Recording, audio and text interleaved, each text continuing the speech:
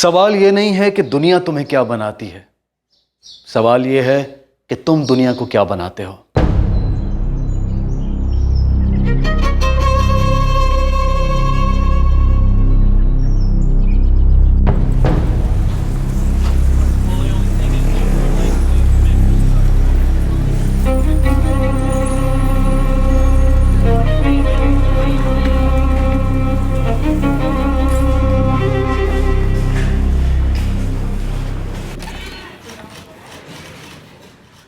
कहाँ है वो?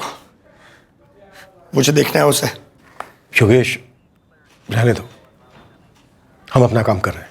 मुझे एक बार मिलना है उन लोगों से, इसे एक बार मुझे मिलने दो। देखो योगेश, वो दोनों इस वक्त कानून की हिरासत में है। अब कानून अपने हिसाब से निपटेगा उनसे। एक बार मुझे उनसे निपटना है। प्लीज सर, मुझे एक चांस दो। मुझे उनसे पूछताछ करनी है। वो दोनों सिर्फ मौर है, असली मुजरिम कोई और है सर।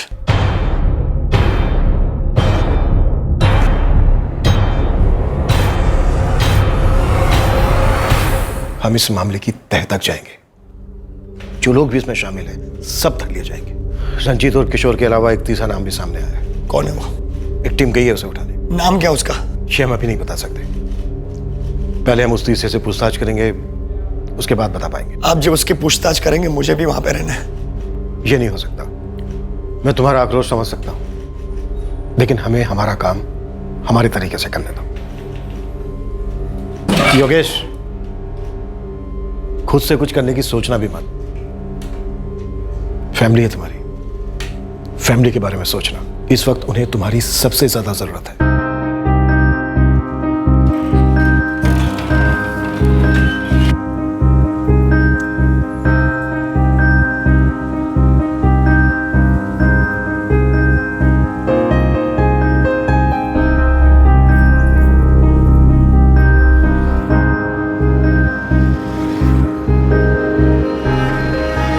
अभी वर्तमान में जो हो रहा था और करीबी भविष्य में जो होने जा रहा था, उसकी जड़ थी करीबी अतीत में हुआ एक हादसा।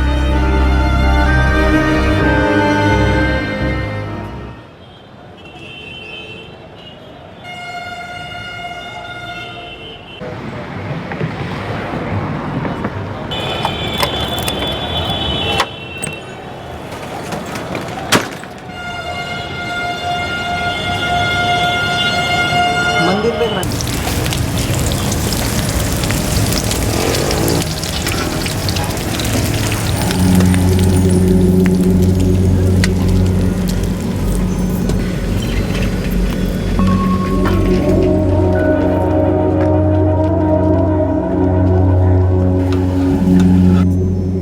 काजल, काजल जल्दी कर।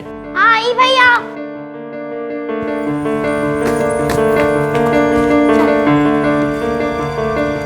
आयुष, आयुष टिफिन तो लेते जा। संभाल संभाल के। Bye mummy. Bye mummy. Bye. संभाल के जाना और साथ में रहना। हाँ। हाँ।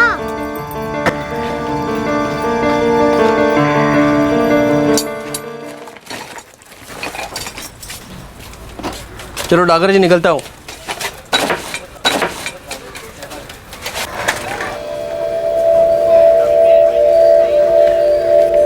क्या बात है रंजीत, बड़ी सस्पेंस वाली नज़र से घूरे जा रहे हो हमको। एक काम है, करेगा? साथ में करना है, अच्छे पैसे मिलेंगे। मैं ठहरा प्लम्बर और तू ठहरा भजिया तलने वाला। इसमें तो मुझे कोई पैसे नज़र नहीं आ रहे। तू कौन से काम की बात कर रहा है? है एक काम, कीमत अच्छी है लेकिन थोड़ा टेंशन वाला है। बोल, होएगा तेरे से? तू काम तो बोल। और है कौन जो हमें इतनी कीमत देगा? कितने पैसे मिले थे? सब दोनों को लाख लाख मिलने वाला था। 10-10 हज़ार एडवांस भी दिया था और 90-90 हज़ार जो बाकी था वो बाद में मिलना था। किसके बाद में? काम के बाद में साहब। तो 1-1 लाख रुपए के लिए तुम लोगों ने ये काम किया। 460। अरे मंजीत जी, पैसे तो लेके जाइए। ये दवाई कैसे लेनी है? मतलब चाचा, खाना खाया आपने? हाँ खा लिया। ठीक है, तो ये इसमें से एक गोली अभी खाइए आप, ठीक है? ये लीजिए पानी, और ये जो 2 गोली है सुबह, दोपहर और रात को खाना खाने के बाद लगातार 4 दिन तक लेनी है। बेटा ये वो पैसे जो अगले हफ्ते दूं तो। अरे चाचा, पैसे कहाँ भागे जाएंगे। हाँ, आप तबीयत का ख्याल रखिए। योगेश भैया मेरी दवाइयाँ आ गई। सब आ गई है, मैंने अलग से निकाल के रखी है। अब जरा बता भी दीजिए कब कब कौन सी लेनी है। देखिए, ये जो 2 गोली है सुबह नाश्ते के बाद 3 दिन तक लगातार लेनी है। बोलिए सुनील जी, लाइए। 1 सेकेंड सुनील जी। हेलो, हाँ बोलो पार्वती। आयुष अभी तक घर नहीं पहुंचा है कोचिंग क्लासेस से। अरे आता होगा, बस छूट गई होगी। पर अंधेरा हो गया। अंधेरा होने से पहले हमेशा आ जाता है, दूसरी बस पकड़ के आ जाता। उसका मोबाइल भी बंद आ रहा है। अरे तो गेम खेलकर मोबाइल की बैटरी खत्म कर दी होगी ना। तुम फिक्र मत करो, मैं देखता हूँ। अच्छा। The number you have called is currently switched off. चाचा 2 मिनट ना।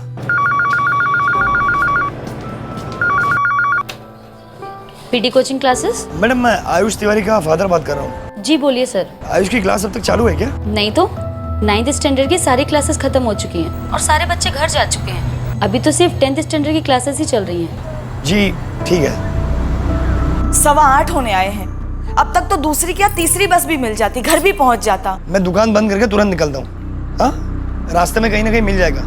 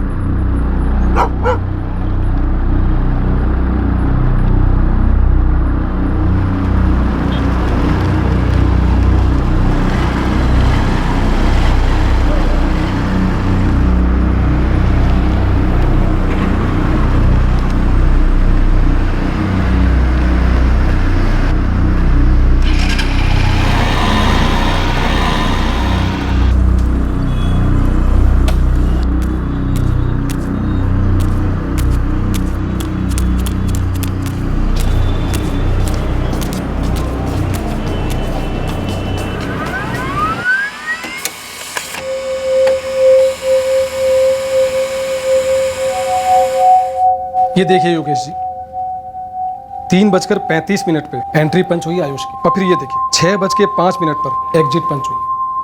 2 क्लासेस थी आज। पहली क्लास 3:45 से शुरू हुई थी, जो करीब 4:45 बजे खत्म हुई, और दूसरी क्लास 4:55 से करीब 6 बजे तक चली थी। पता नहीं फिर क्यों वो घर पर लौटा नहीं अब तक। मोबाइल भी बंद आ रहा है उसका।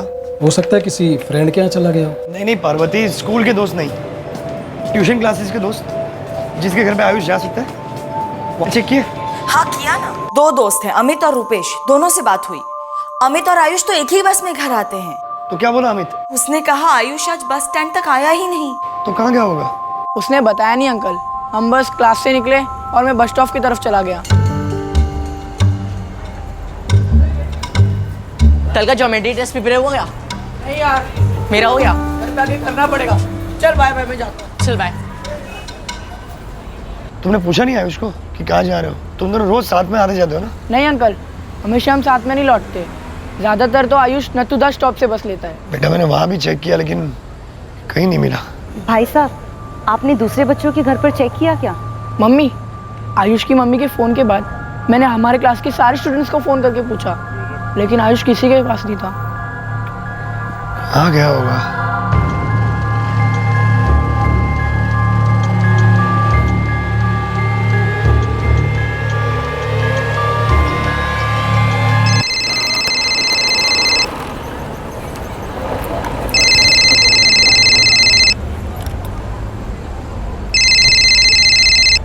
आयुष कहाँ हो बेटा तुम?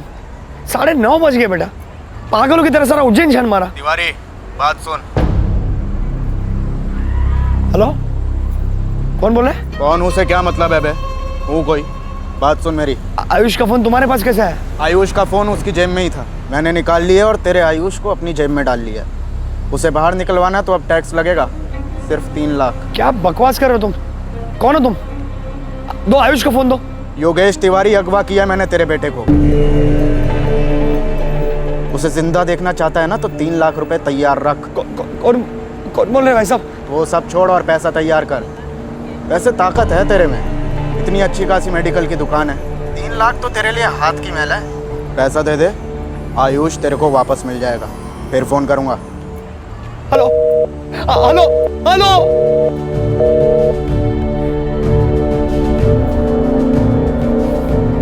The number you have called is currently switched off. निशाना बड़ी चालाकी से चुना गया था। एक लंबे अरसे तक साधने के बाद तीर एक दिन चुपके से चलाया गया था। इस किडनैपिंग का खेल लंबा नहीं चलने वाला था, लेकिन इस जुर्म की गूंज काफी दूर तक पहुंचने वाली थी। जो हासिल करना था वो था एक तीर से 2 निशाने।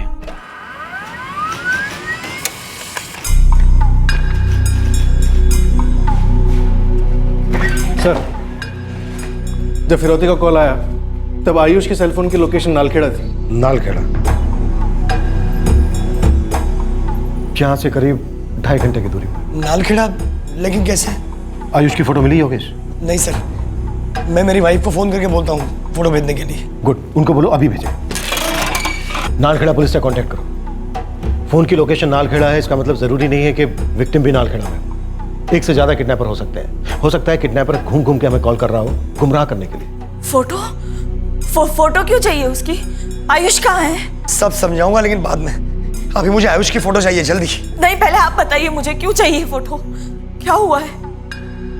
पार्वती, आयुष को किसी ने किडनैप कर लिया। हिम्मत रखना प्लीज पार्वती। मैं कुछ नहीं होगा, आयुष को कुछ नहीं होगा। मैं अभी पुलिस स्टेशन में ही हूँ। मुझे जल्दी आयुष की फोटो भेजो प्लीज। मम्मी क्या हुआ? काजल, पापा को जल्दी से आयुष भैया की एक फोटो मैसेज कर, जल्दी से भेज एक फोटो। आयुष को अगर कोचिंग क्लास के बाहर से उठाया जाता तो उसने शोर जरूर मचाया, लेकिन उसने शोर नहीं मचाया। जी मतलब किडनैपर कोई जान पहचान वाला हो सकता है जिसके कहने पर आयुष बड़ी आसानी से उसके साथ चला गया हो। तुम्हें किसी पर शक है योगेश? नहीं सर, शक तो किसी पर नहीं है सर, लेकिन ये कैसे हो सकता है सर? रोज ट्यूशन क्लासेस के बाद म्युनिसिपल बस लेकर आयुष घर आता है अपने आप से। सर, आयुष की फोटो 2 मिनट में फैक्स होगी, तब तक आप नाकाबंदी बढ़ा दो। पूरी संभावना है कि बच्चा किसी व्हीकल में। उसकी लास्ट सेलफोन लोकेशन नालखेड़ा बता रहा है। सारे होटल्स, लॉजेस सारे वीरान है, हर जगह चेक करो। बच्चे की उम्र 14 साल है। 14 साल का लड़का अगवा किया गया है। नाम Ayush Tiwari, sky blue T shirt और नीली जीन्स पहना हुआ था। रिपीट, उम्र 14 साल, स्काई ब्लू टी शर्ट और नीली जीन्स पहना हुआ था।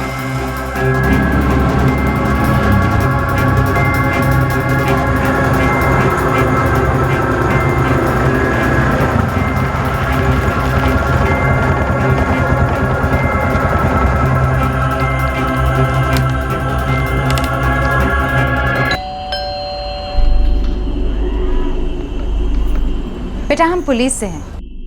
मैंने मिसेस तिवारी का फ़ोन मेरे फ़ोन के साथ पैच कर दिया है। सारे कॉल सेंट्रल लाइन से रूट कर दो और कॉल लोकेशंस की लॉग भी चाहिए मुझे। ओके। कौन उठा ले गया मेरे बच्चे को? किसने किया है ये सब? पार्वती जी, फिलहाल हमें बस इतना पता है कि आपका बेटा अगवा हुआ है और फिरौती की मांग हुई है। हमें ये नहीं मालूम कि वो लोग कौन हैं, लेकिन इतना मालूम है कि आपके बेटे को आपके पास लौटाएंगे। कब? जल्दी। वो लोग कभी भी आपके फ़ोन पे कॉल कर सकते हैं, क्योंकि आयुष के साथ साथ आयुष का मोबाइल फ़ोन भी है उनके पास। सर, योगेश जी का फोन सर्वेलेंस पे डाल दिया गया है। नालखेड़ा नाकाबंदी बढ़ा दी गई है, पर अभी तक कुछ हाथ नहीं लगा। मैं तो सोच भी नहीं सकता सर, कोई मेरे साथ ऐसा क्यों करेगा? तुम्हारा किसी के साथ कोई झगड़ा? नहीं सर, पूरा चैतन्य नगर मुझे जानता है। मैं सबको दवाइयाँ भेजता हूँ। थोड़ा दिमाग पर और जोर डाल।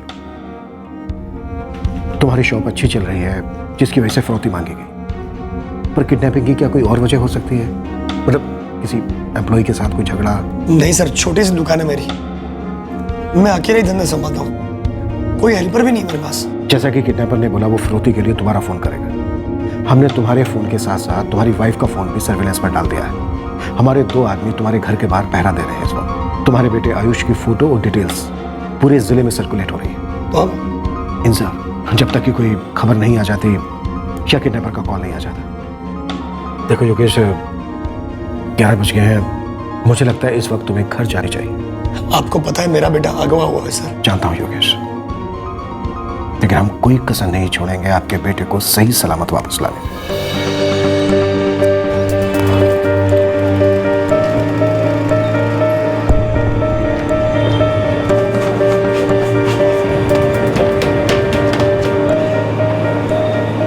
सर इस इलाके में कोई सीसीटीवी है नहीं वैसे, पर हाँ मेरी क्लासेस के अंदर और बाहर दोनों जगह आप चाहें तो वो दिखा सकता हूँ आपको। दिखाइए।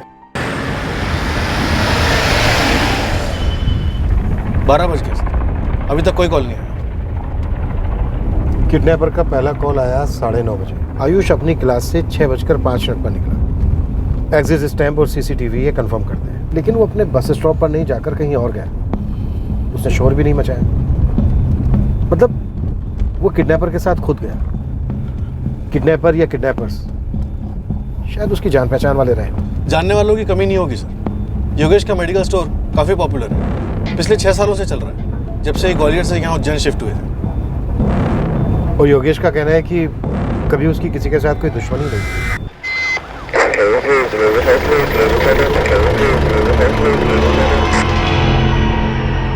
सर, शहर से बाहर जाने वाले हर रास्ते पर नाकाबंदी की है। हमारी पेट्रोल टीम भी गश्त पे है और उन सभी के पास आयुष की तस्वीर और डिटेल्स भी मौजूद है। प्रेशर बनाए रखो जगत। एक से ज़्यादा किडनैपर्स हो सकते हैं। हो सकता है नालखेड़ा से रैंसम कॉल हमें गुमराह करने के लिए कह रहे हैं। बच्चा शायद अभी भी उज्जैन में ही है। मैडम, मैं कल सुबह तक 3 लाख रुपए कैश अरेंज कर सकता हूँ।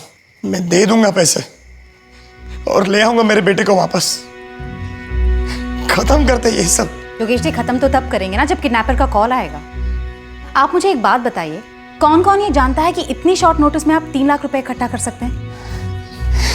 मुझे कुछ नहीं पता मैडम, कौन कौन मेरे बारे में ये सब जानता है और कौन मेरे बेटे को अगवा कर सकता है।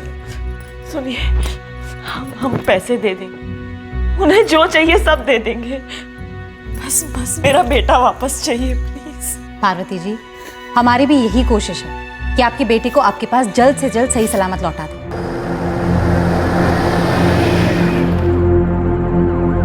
सर, अभी तक कॉल नहीं आया। 6:05 पर आयुष और अमित अपनी क्लास से निकलते हैं और उसके बाद लड़का गायब। पीडी कोचिंग क्लासेस के एरिया में उस वक्त काफी ट्रैफिक होता है, भीड़ भाड़ होती है। इतनी भीड़ में आयुष को किडनैप करना नामुमकिन लगता है। आयुष जरूर किसी जान पहचान वाले के साथ गया होगा। 14 साल के लड़के ने भरोसा किया उस पर। उसी के फोन से रैंसम का कॉल किया गया सर। कॉल मुझे परेशान कर रहा है राकेश। क्या ये कॉल वाकई में जेन्युइन कॉल था फिरौती के लिए, या फिर कोई गेम है? और अभी तक कोई दूसरा कॉल भी नहीं आया। एग्जैक्टली। आखिर ये किडनैपर चाहता क्या है?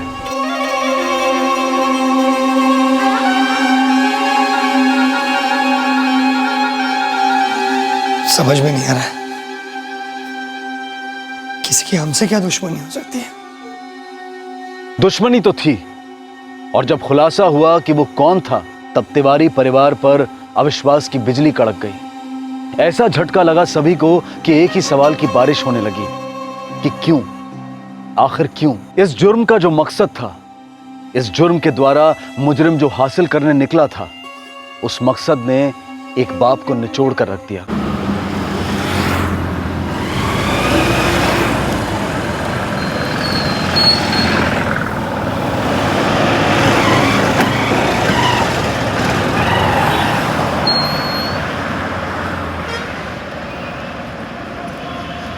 योगेश, योगेश, घर पर सब इंतजार कर रहे हैं तेरा यार। ये काम सिर्फ रंजीत और किशोर का नहीं हो सकता। उनकी मुझसे क्या दुश्मनी हो सकती है?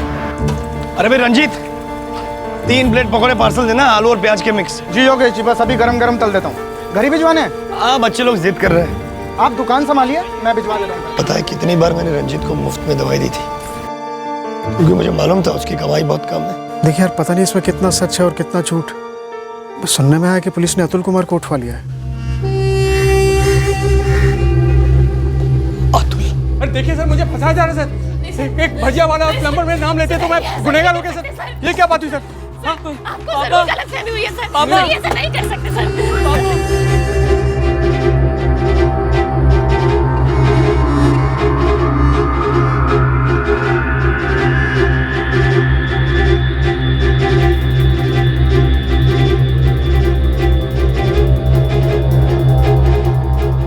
साहब ये रंजीत मेरे पास आया था, बोला पैसा मिलेगा, इसीलिए मैं उसके साथ गया। किसके कहने पर क्या? वो एक हफ्ता पहले मेरे पास अतुल कुमार आया था। जिंदगी और भजिया ही चलते रहेगा रंजीत। अतुल जी कुछ और आता तो करते ना। आप ही बताइए कोई काम हो हमारे लायक। है, तेरे लायक काम है। पैसे बड़े हैं पर काम भी बड़ा है। क्या करना क्या होगा? भजिया नहीं तलना होगा, थोड़ा खतरनाक है। खतरनाक मतलब? कुछ हासिल करना हो जिंदगी में तो खतरों से खेलना पड़ता है। आगे बोलिए। आगे नहीं, मेरे पीछे देख। कौन है वो? ये तो अपने योगेश जी हैं। पहली बात, अपना कोई नहीं होता। दूसरी बात, ये अब योगेश जी नहीं, सोने की मुर्गी हैं, सिर्फ सोने की मुर्गी। और इस मुर्गी का एक चूजा है, आयुष। भरोसेमंद आदमी चुन ले तो कर दे मेरा काम। दोनों को 1-1 लाख दूंगा। काम मतलब ये योगेश जी के बेटे आयुष को उठाना है, अगवा, किडनैप।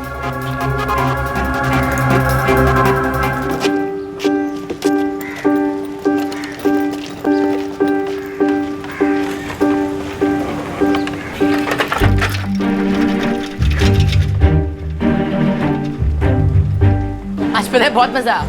दिनेश सर का लेक्चर था ना, हम पेपर्स पर उठा के फेंक रहे थे। तो बहुत मारते।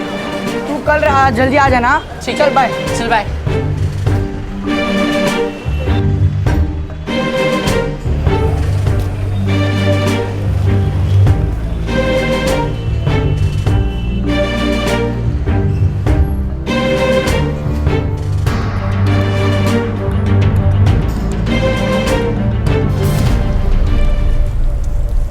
स्कूल के रास्ते तो भूल ही जा। छोटी बहन हमेशा साथ में रहती है। सबसे सही रहेगा ट्यूशन क्लास के बाद में उठाएंगे।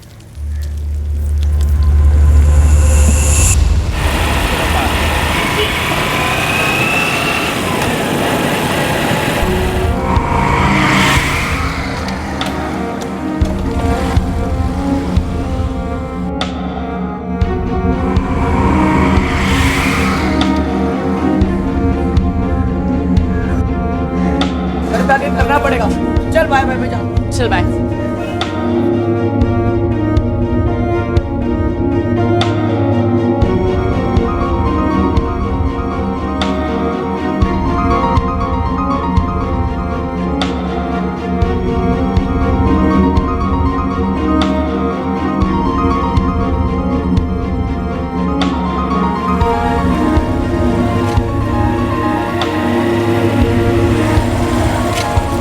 अरे आयुष।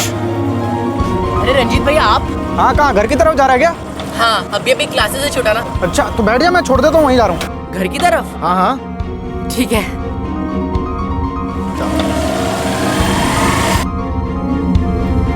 अरे किशोर, यहाँ क्या कर रहा तू? और साइकिल की तरह तेरी पंचर हो गई है। तो तेरी अच्छा वहाँ मिल गया, आजा बैठ जा। हाँ। ये पसंद ट्रिपल उठा लेती है। आयुष आगे हो जाए, मेरा दोस्त।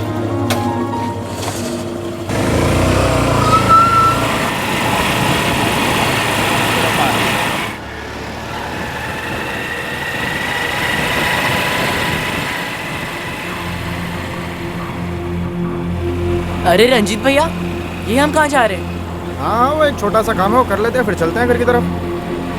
भैया एक काम कर, मुझे उतार दो, मम्मी टेंशन में आ जाएगी। मैं बस पकड़े चला रहा हूँ। अरे बैठे रहे यार, 2 मिनट का काम है, कहाँ रोज पाएंगे ऐसा काम। नहीं भैया, मुझे उतार दो, मुझे देरी हो जाएगी। ये लड़के ज्यादा टैटे मत कर, वरना यहीं गला काट दूंगा तेरा। रंजीत भैया बचाओ। चुप चुप चुप चुप। बस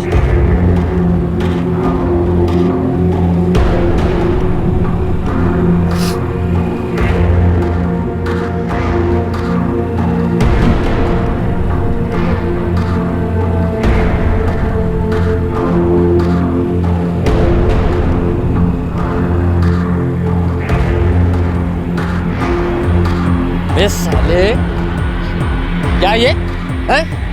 हीरो बनने की सोचना भी बस, बेकार में मरेगा साले, समझा ना? तो उन्हें जीना भी शुरू नहीं किया बेटे, क्यों बेवक्त बेवजह मरना चाहता है तो बैठा रहे चुपचाप। अपहरण के दिन पूरी कोशिशों के बावजूद पुलिस ये पता नहीं लगा पाई कि आयुष को कहां ले जाया गया था और वो किस हाल में था।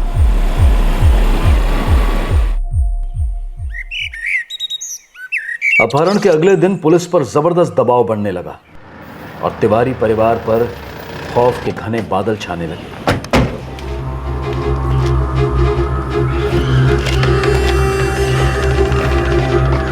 सर, कांस्टेबल चौबे ने कई राउंड्स लगाए पर घर पर नजर रखता हुआ कोई नहीं दिखाई दिया। सर अब बस मैं सीधे बैंक जाता हूँ, पैसे निकलवाता हूँ। पैसे निकाल कर क्या करोगे योगेश?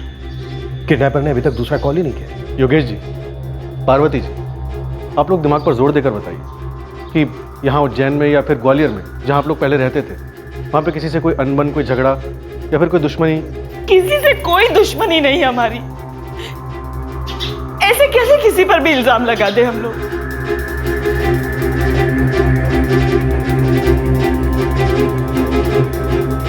बेटा, आप और आयुष एक ही स्कूल में पढ़ते हो ना? आपके आयुष भैया का स्कूल में किसी के साथ कोई झगड़ा हुआ, कोई अनबन, कोई तू में? सर स्कूल में किस बच्चे का झगड़ा नहीं होता, और किसी का झगड़ा होगा तो कोई किसी को अगवा कर लेगा। हाँ कर लेगा। आप सोच भी नहीं सकते कितनी छोटी छोटी बातों को लेकर किडनैपिंग हो सकती है। इस वक्त हम एक छोटी सी तू मैमे को भी नजरअंदाज नहीं कर सकते। जिस तरह से आयुष की किडनैपिंग हुई है उससे ऐसा ही लगता है कि मामला कुछ पर्सनल है। किडनैपर ने फिरौती के लिए 3 लाख रुपए मांगे हैं और उसने ये जानने के लिए अभी तक दूसरा कॉल नहीं किया कि आप लोग पैसा जुटा पाए हो या नहीं। अगर ये किसी पेशेवर का काम होता तो अब तक जगह और टाइम दोनों बता चुका होता डिलीवरी के लिए। आपके जितने भी करीब के जान पहचान वाले हैं, रिश्तेदार हैं, कस्टमर्स हैं, सबके नाम, नंबर और प्रोफेशन हमें लिख कर दीजिए। हो सकता है कोई ऐसा हो जिसके बारे में आप सपने में भी नहीं सोच सकते।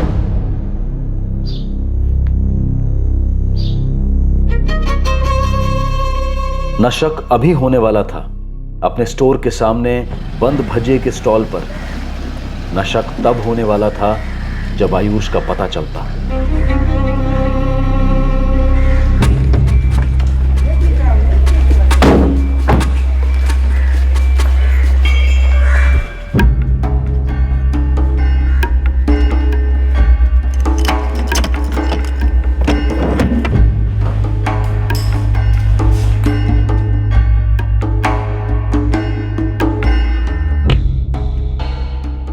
अतुल इसके पीछे, मतलब अतुल के पीछे डॉक्टर गोविंद त्रिवेदी। चल घर चलते हैं यार, वो काजल और भाभी की हालत खराब है। ये बात मेरी समझ में पहले क्यों नहीं आई? ये था बैर, ये थी दुश्मनी की वजह। किडनैपर का कॉल आया? नहीं सर, अभी तक तो नहीं। योगेश के सारे कॉल रिकॉर्ड्स मैंने चेक किए लेकिन कुछ बन नहीं रहा सर। आयुष के फोन रिकॉर्ड्स? सर आयुष के सारे कॉल्स उसके दोस्तों या फिर उसके माँ बाप को किए गए। राकेश, कुछ सीरियस गड़बड़ है। सर मैंने खबरियों को काम पे लगा दिया। योगेश का कोई ऐसा एंगल जो हमसे छुपा रह गया हो, और हिस्ट्री शीटर्स को भी काम पे लगा दिया। कहीं कोई ऐसा किडनैपिंग गैंग जिससे सुपारी मिली हो। सर पूजा इस योगेश तिवारी के मोहल्ले और उसकी दुकान के आसपास के सभी लोगों से पूछताछ कर रही है, ये देखने के लिए शायद कहीं कुछ छुपा रह गया हो या फिर हमें पता ना चला। या फिर छुपा रहे हो।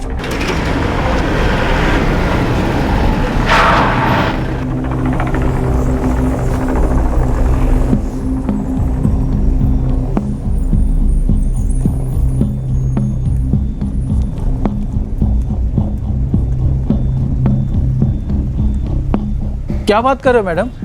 कब हुआ ये? पहले आप बताइए, योगेश तिवारी का किसी के साथ झगड़ा हुआ है? छोटी से छोटी बात कुछ याद आती है आपको? नहीं नहीं मैडम, और अगर ऐसा कुछ हुआ भी हो तो ऐसे बच्चे के साथ कौन क्यों दुश्मनी निकालेगा?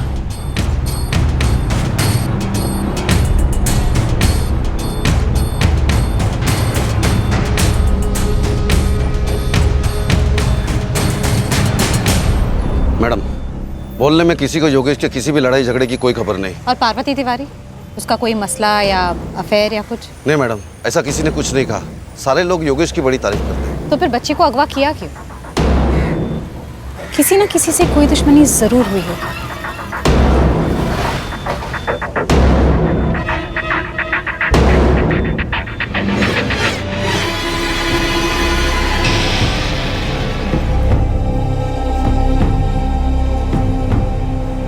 उस समय जब पुलिस इस अपहरण के पीछे कोई मोटिव, कोई मकसद ढूंढ रही थी, तब मकसद ठीक तिवारी परिवार की नाक के नीचे था। गुड मॉर्निंग डॉक्टर साहब। Good morning. पर वो उसके इरादे को सूंघ ही नहीं पा रहे थे। साहब उनके पास क्या सबूत है साहब? मैंने उनको ये सब काम करने के लिए कहा साहब।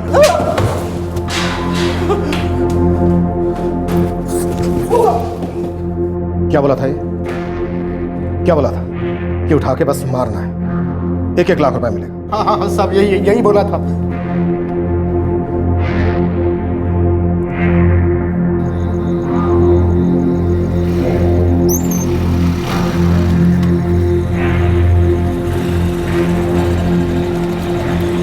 फैसला हो गया कि आयुष को कहाँ से उठाना है। कहाँ से उठाओगे? ट्यूशन क्लास के बाहर से, वही सबसे सही जगह है। कब उठाओगे? कल काम हो जाएगा। ये एडवांस है, काम होने के बाद बाकी पैसे मिल जाएंगे। उठा के फिरौती मांगे ना। फिरौती से मुझे कोई मतलब नहीं है। आयुष को उठाओ तो तुरंत मार दो। फिरौती मांगना है मांगो, मुझे कोई फर्क नहीं पड़ता है। और अगर फिरौती मिली तो तुम दोनों का बोनस होगा।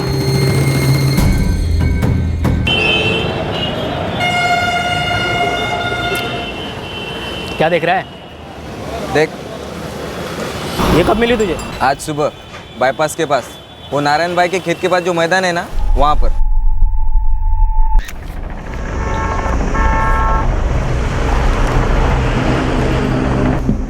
कौन है ये लड़का? उज्जैन का लड़का है।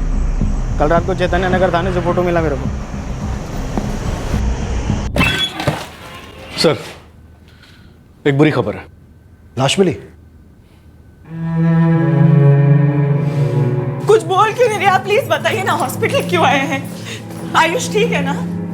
ये कुछ नहीं बोल रही है, प्लीज कुछ बोलो ना। किधर ठीक नहीं है, मैं झूठ नहीं बोलूंगी। क्या हुआ? क्या हुआ? क्या हुआ है? आज सुबह तनोड़िया में आयुष की लाश मिली है।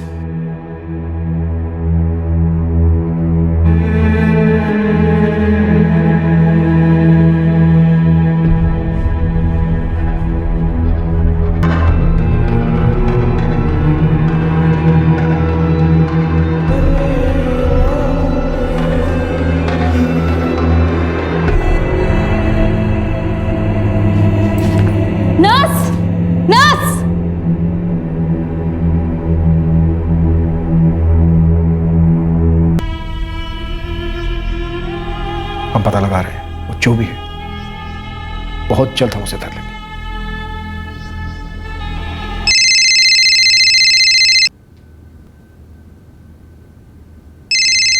फोन उठाओ योगेश, उसी का होगा। सर, नंबर मिल गया।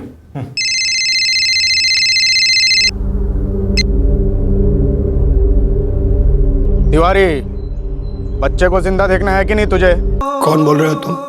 मैं जो भी बोल रहा हूँ, तूने 3 लाख तैयार किए कि नहीं? हेलो। थोड़ी देर और बात करनी चाहिए थी योगेश।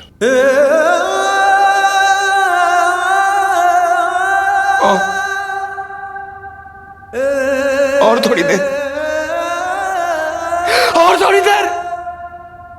क्या बात करता मैं?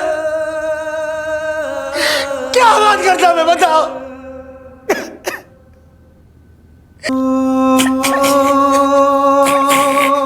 चैतन्य नगर से ही कॉल था, 44467898। सिम कार्ड किसी रंजीत चौहान के नाम का है। फ्रेंड्स, रिलेटिव, कस्टमर्स की जो लिस्ट दी थी योगेश ने, उसमें रंजीत चौहान का नाम है? No sir. रंजीत चौहान को जानते हो? रंजीत चौहान?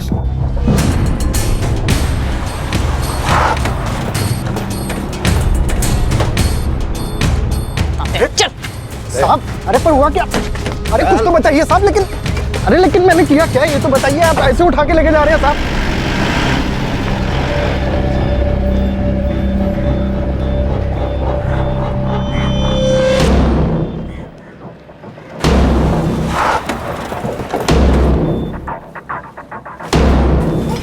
क्या हुआ? क्या हुआ साहब? अरे क्या हुआ? अरे कहाँ लेके जा रहे हो? अरे भाई क्या हुआ? अरे साहब मैंने कुछ नहीं किया साहब। साहब छोड़ दो मुझे। अरे साहब मैं कह रहा हूँ ना।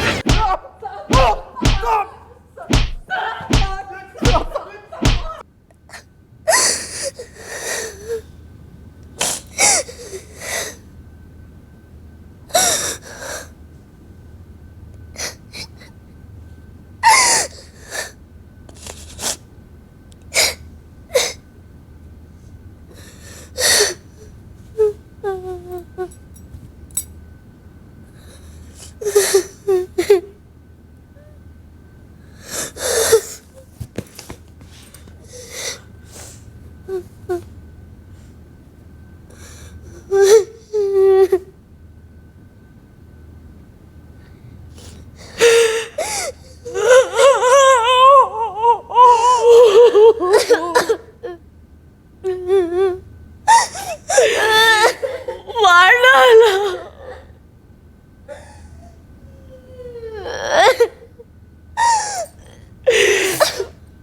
मेरे बच्चे ने किसी का क्या बिगाड़ा था? उसको क्यों मार डाला?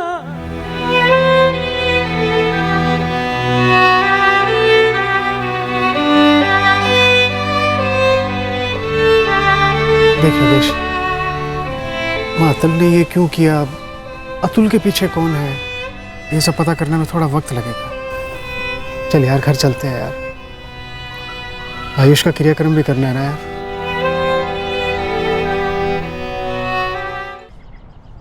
कोई सुना मत मेरे बच्चे को। मुझे किसी की मदद नहीं चाहिए, किसी की मदद नहीं चाहिए मुझे।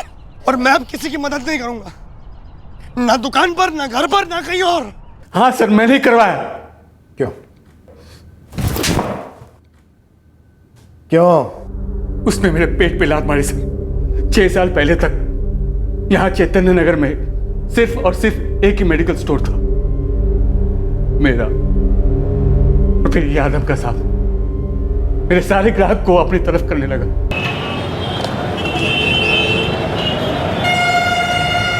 अम्मा जी, ये रही आपकी दवाई, जल्दी से अच्छे हो जाइए, ठीक है? ये दीजिए आपकी। बोलिए राम जी भाई। अरे योगेश भाई, मुझे भी कोई दवाई दे दो।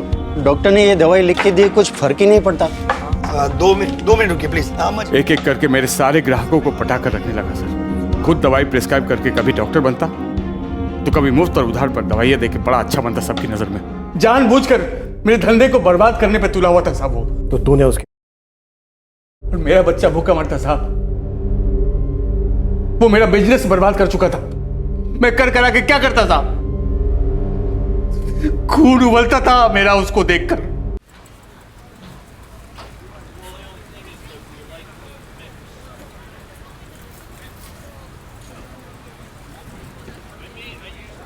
ओ अश्विन भैया,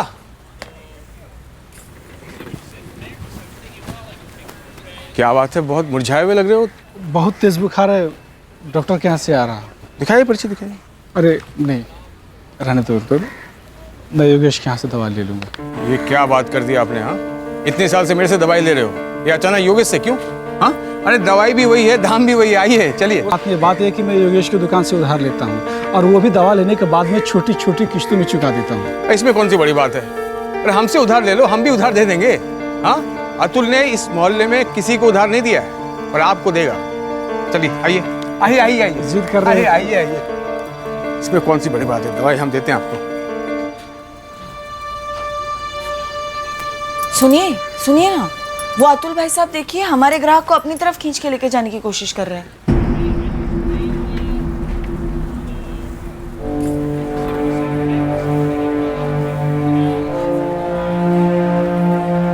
ये क्या तरीका धंधा करने का अतुल जी? अश्विन भाई मेरी दुकान में आ रहे थे ना, आप ऐसे कैसे खींच के लेके गए मेरे ग्राहक को? उल्टा चोर कोतवाल को डांटे। तुम्हारे जितने भी ग्राहक हैं ना, सबके सब मेरे हुआ करते थे। सबके साथ चुपड़ी चुपड़ी बातें करके अपनी तरफ घुमा लिए तुम। कोई दूध पीता बच्चा नहीं है, सब अपनी मर्जी से आते हैं मेरी दुकान में, क्योंकि मैं अच्छी सर्विस देता हूँ। तुम्हारी तरह नहीं करता हूँ, किसी और के ग्राहक को खींच कर ले जाते अपनी दुकान में चोरी चपाटे से। सामान संभाल के। हाँ, चोर किसको बोला? तो यहाँ चैतन्य नगर में सब कायदे से चल रहा था। ये कायदा है? यही कायदा है। वो डॉक्टर त्रिवेदी के वहाँ लोग जाते थे, फिर मेरे यहाँ आके दवाई खरीदते थे, जैसे दुनिया भर में होता है। और तुम तो खुद डॉक्टर बने बैठे हो, खुद दवाई प्रिस्क्राइब करते हो। डॉक्टर त्रिवेदी भी खफा है तुमसे, उनके सारे पेशेंट तुमने अपनी तरफ कर लिए हो। वो तो हम शराफत दिखा रहे, कुछ कर नहीं रहे। अरे हम कुछ कर नहीं रहे तो इसका मतलब ये समझो मत कि हम कुछ कर नहीं सकते। हमारे इलाके में घुस के हमारे ही धंधा चौपट कर रहे हो तुम। जाओ यहाँ से। मैं तो जा रहा हूँ, लेकिन तुम संभाल सकते हो तो संभालो अपनी डूबती नैया को। दोनों के दोनों चोर हो चोर, तुम और डॉक्टर त्रिवेदी। जो दवाई की जरूरत नहीं वो भी प्रिस्क्राइब करते डॉक्टर त्रिवेदी, और तुम बेचते हो। दोनों मिलकर गरीबों को लूटते हो। अरे बंद करो ये सब, वरना एक दिन गरीबों की ऐसी हाई लगेगी कि ना ये दुकान भी बंद हो जाएगी। चोर कहीं। मुझे उसने चोर बोला था साहब, गलत तरीकों से मेरा बिजनेस हासिल कर लिया उसने। तो बस मैंने भी तय कर लिया, इसे चोट दूंगा और ऐसी चोट दूंगा जिसकी कोई दवा नहीं होगी। एक 14 साल के बच्चे को मरवाकर तूने चोट दी, अब मैं तुझे बताता हूं चोट क्या होती है।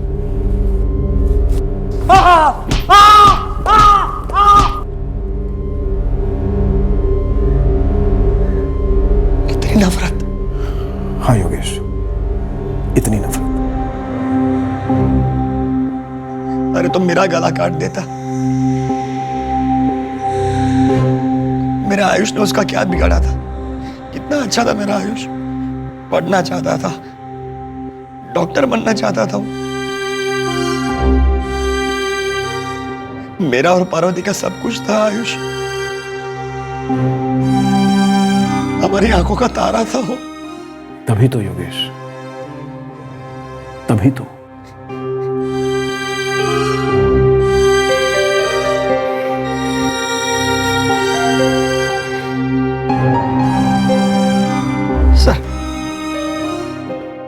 सर ये सिर्फ अतुल का किया कराया नहीं हो सकता, इसके पीछे डॉक्टर त्रिवेदी है। ये सारी साजिश डॉक्टर त्रिवेदी की रची रचाई हुई है। कमाल कर रही हैं आप, दो केमिस्ट की लड़ाई में आप मुझे क्यों घसीट रही हैं, वो भी मर्डर के केस में। मेरे सीनियर आपसे कुछ सवाल करना चाहते हैं, प्लीज चलिए हमारे साथ। देखिए मैम, आप समझ नहीं रही हैं। अतुल ने जो कुछ भी किया उसकी खबर मुझे या मेरे पिताजी को नहीं थी। और तो और हमें तो ये भी नहीं पता कि योगेश के बेटे का मर्डर हो गया। वो तो खबर आई न्यूज में, तब जाके पता चला। I know it was really very shocking. Doctor साहब, आपका नाम आया है, पूछताछ तो बनती है। मैं मानता हूं रूल के हिसाब से ठीक नहीं है, पर ये कोई नई बात नहीं है डॉक्टर त्रिवेदी। बहुत से मेडिकल स्टोर वाले अपने कस्टमर्स को खुद दवाई बता देते हैं। पॉइंट क्या आपका? तो पॉइंट ये है डॉक्टर साहब, योगेश भी अपने कस्टमर्स को खुद दवाई बता देता था, तो जाहिर सी बात है आपके पेशेंट कम हो रहे होंगे, और पेशेंट कम होने का मतलब है इनकम कम होना। So what? एक अजीब वाहियात से एंगल पेश कर रहे हैं आप कि कोई केमिस्ट 4 पेशेंट्स को गैर कानूनी तरीके से सर्दी जुकाम पेट दर्द की दवाइयाँ खुद प्रेस्क्राइब करता था, इसलिए मैंने एक क्वालिफाइड एस्टेब्लिश डॉक्टर ने उसके बेटे का, उसके 14 साल के बेटे का मर्डर करवाया। नॉनसेंस। ये अनुमान भी कैसे लगाया आपने? डॉक्टर त्रिवेदी, विक्टिम के फादर ने डायरेक्टली आपका नाम लिया है, और उसका कहना यह है कि अतुल के पीछे आप हैं। नहीं, मैं किसी के पीछे नहीं हूं, सबसे आगे हूं मैं। आप बुलाइए अतुल को, पूछिए मेरे सामने क्या मैंने करवाया ये सब। बुलाइए उसे, पूछिए। झूठ बोलता हूं डॉक्टर, उन दोनों की सांठगांठ थी सब में सर, धंधे में भी और मेरे बेटे की हत्या करने में भी। मेरी वजह से उन दोनों का धंधा कम हो गया था। कोई सामने से नहीं बोलेगा, मैं बोलता हूं। डॉक्टर दवाइयां प्रिस्क्राइब करता था और अतुल उसे बेचता था, और जरूर उस दवाई की बिक्री में डॉक्टर का कमीशन रहा होगा। मेरी वजह से उन दोनों की मिलीभगत चल नहीं पाई। तुम इस वक्त बहुत दुखी हो, गुस्से में हो, ये मैं अच्छी तरह से समझ सकता हूं, लेकिन ऐसे जोश में आकर हम किसी पर झूठा इल्जाम नहीं लगा सकते। मैं आपको बोलता हूं सर, मुझे पक्का यकीन है ये सब डॉक्टर त्रिवेदी का किया करा है सर। मेरे बेटे का कातिल जितना अतुल है उससे कहीं ज्यादा डॉक्टर त्रिवेदी है, खूनी है वो।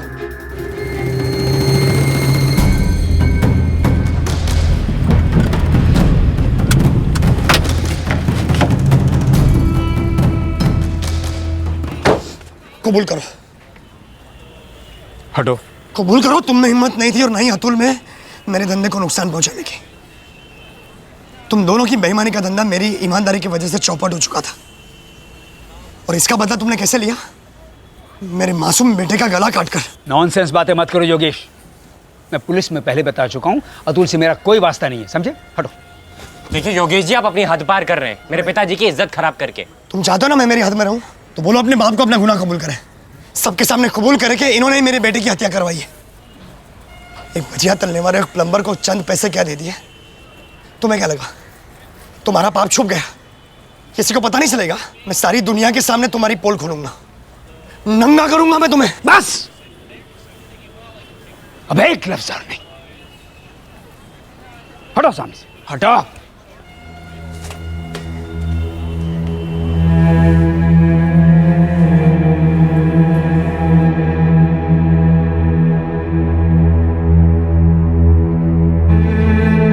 मम्मी जा रही हूँ। रुको बेटा, संभल के जाना। हाँ काजल बेटा, आज के बाद तुम कभी अकेले नहीं जाओगी।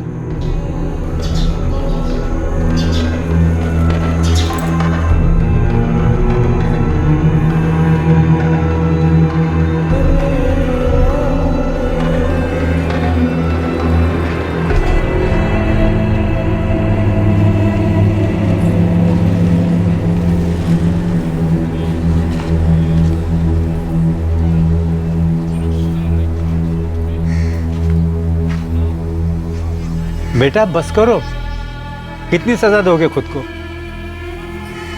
सजा तो उन्होंने मेरे मासूम बच्चे को दी, ताकि मुझे ऐसा घाव लगे जो कभी भरे नहीं। अतुल की दुकान बंद है, तुम दुकान खोल नहीं रहे हो। इलाके के सभी मरीज परेशान हैं, सजा उन सबको मिल रही है ना। कोई जिए या मरे मुझे रत्ती भर फर्क नहीं पड़ता चाचा। मुझे मेरे बेटे के कातिलों को सजा दिलवानी है। अब मेरी जिंदगी का सिर्फ एक ही मकसद है, और ये मकसद तब तक पूरा नहीं होगा जब तक मेरे बेटे के कातिल खुलेआम घूम रहे हैं।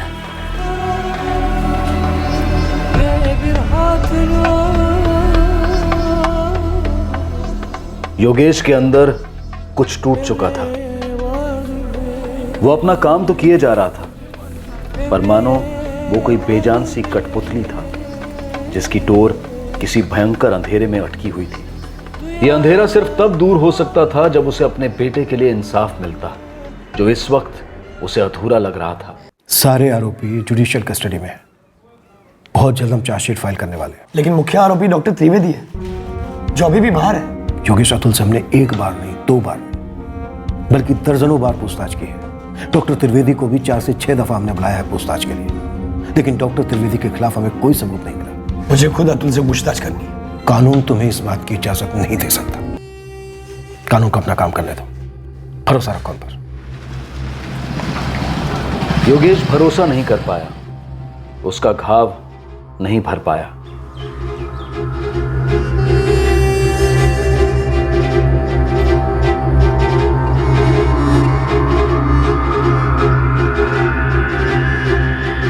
घाव नासूर बन चुका था। योगेश अब उसका इलाज खुद करने पर उतर आया था।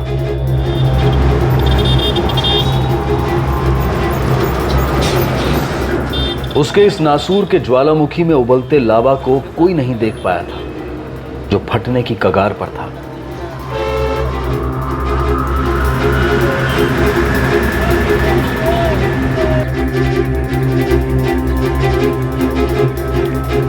जी, मेरा नाम योगेश तिवारी है।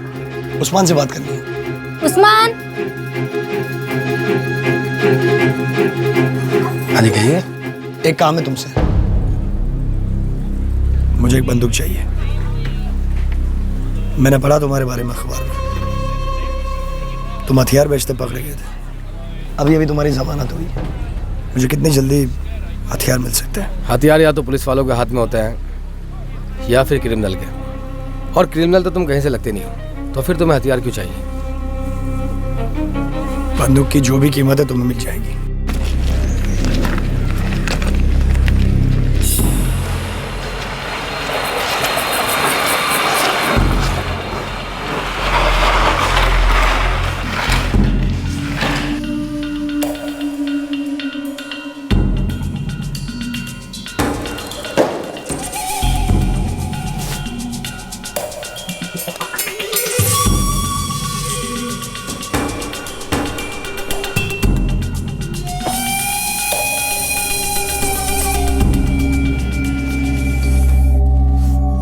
हथियार के साथ हथियार भी दिला सकता हूँ। जरूरत नहीं है।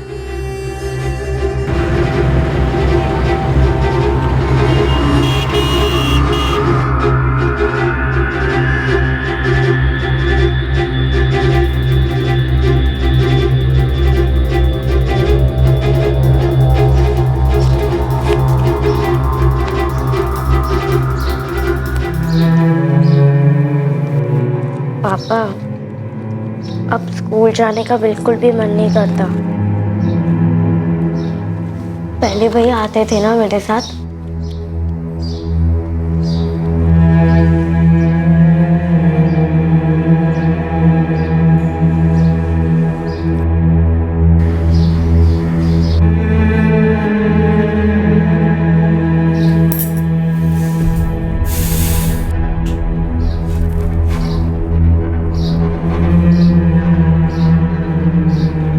क्या हुआ?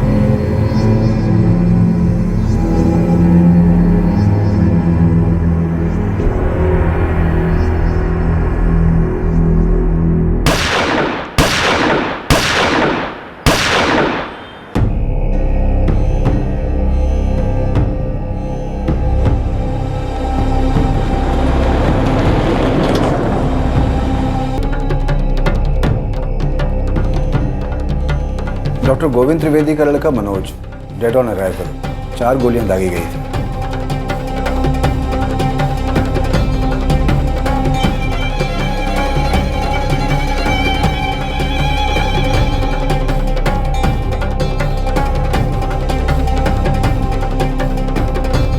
डॉक्टर त्रिवेदी? उन पर गोली नहीं चलाई गई है, उनके सिर पर पिस्टल से मारा गया है।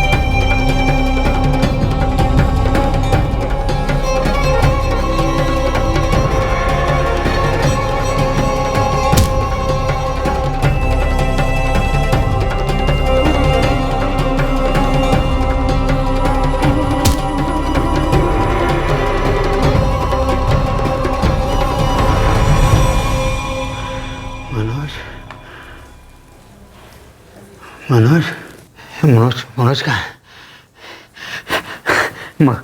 मेरा बेटा मनोज कहाँ है?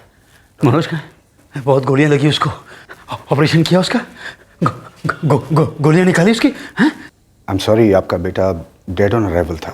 क्या कह रहे हैं आप? हाँ? मनोज, मेरा मनोज कहाँ है? हटिए, को बुलाओ। छोड़िए। मनोज कहाँ है? मनोज, मनोज, अरे ऑक्सीजन, फास्ट। मनोज,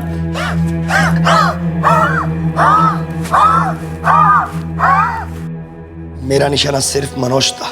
तुमने डॉक्टर त्रिवेदी के सर पर भी मारा, गन से मारा। मैंने सिर्फ सर पे मारा क्योंकि मैं चाहता था कि डॉक्टर त्रिवेदी जिंदा रहे और तड़पे मेरी तरह। बेटा खोने का दर्द क्या है आप वो समझेगा। योगेश, मैंने पहले भी तुमसे कहा था, डॉक्टर त्रिवेदी का तुम्हारे बेटे आयुष के मर्डर से कोई लेना देना नहीं था। जरूर था इंस्पेक्टर, जरूर था। 4 महीने हो गए उन्होंने मेरे बेटे को मारा, और इन 4 महीनों में न जाने कितनी बार लगातार डॉक्टर त्रिवेदी ने हर वो मुमकिन कोशिश की अतुल, रंजीत और किशोर को छुड़वाने के लिए। इस बात को आप झुठला सकते हैं क्या? नहीं, यह सच है कि डॉक्टर त्रिवेदी ने अतुल की जमानत करवाने की कोशिश की। वो सिर्फ इसलिए कि अतुल की दुकान 4 महीने से बंद थी, उसके घर की हालत ठीक नहीं, बाकी दोनों यहां अकेले रहते। डॉक्टर त्रिवेदी सिर्फ उनकी मदद कर रहे थे। डॉक्टर त्रिवेदी का तुम्हारे बेटे आयुष के मर्डर से कोई लेना देना नहीं था। डॉक्टर त्रिवेदी ने मेरे मासूम बच्चे का कत्ल करवा दिया, और अब भी आप कहते हैं कि वो बेकसूर है। यस, कानून ने डॉक्टर त्रिवेदी को बेकसूर करार दिया है। कानून ने। मेरे कानून ने नहीं, मेरे कानून ने उसे सजा दे दी। अब वो समझेगा कि बेटा खोने का दर्द क्या होता है। अब उसे वो एहसास होगा। इस देश में एक ही कानून है। जिस तरह तुम्हारे बेटे के कातिलों को सजा मिलेगी, तुमने भी एक कत्ल किया है, उसके कत्ल की सजा तुम्हें भी मिलेगी। अब तुम अपना बेटा खोने के साथ साथ अपनी पत्नी, अपनी बेटी से भी दूर रहने का तरस होगे।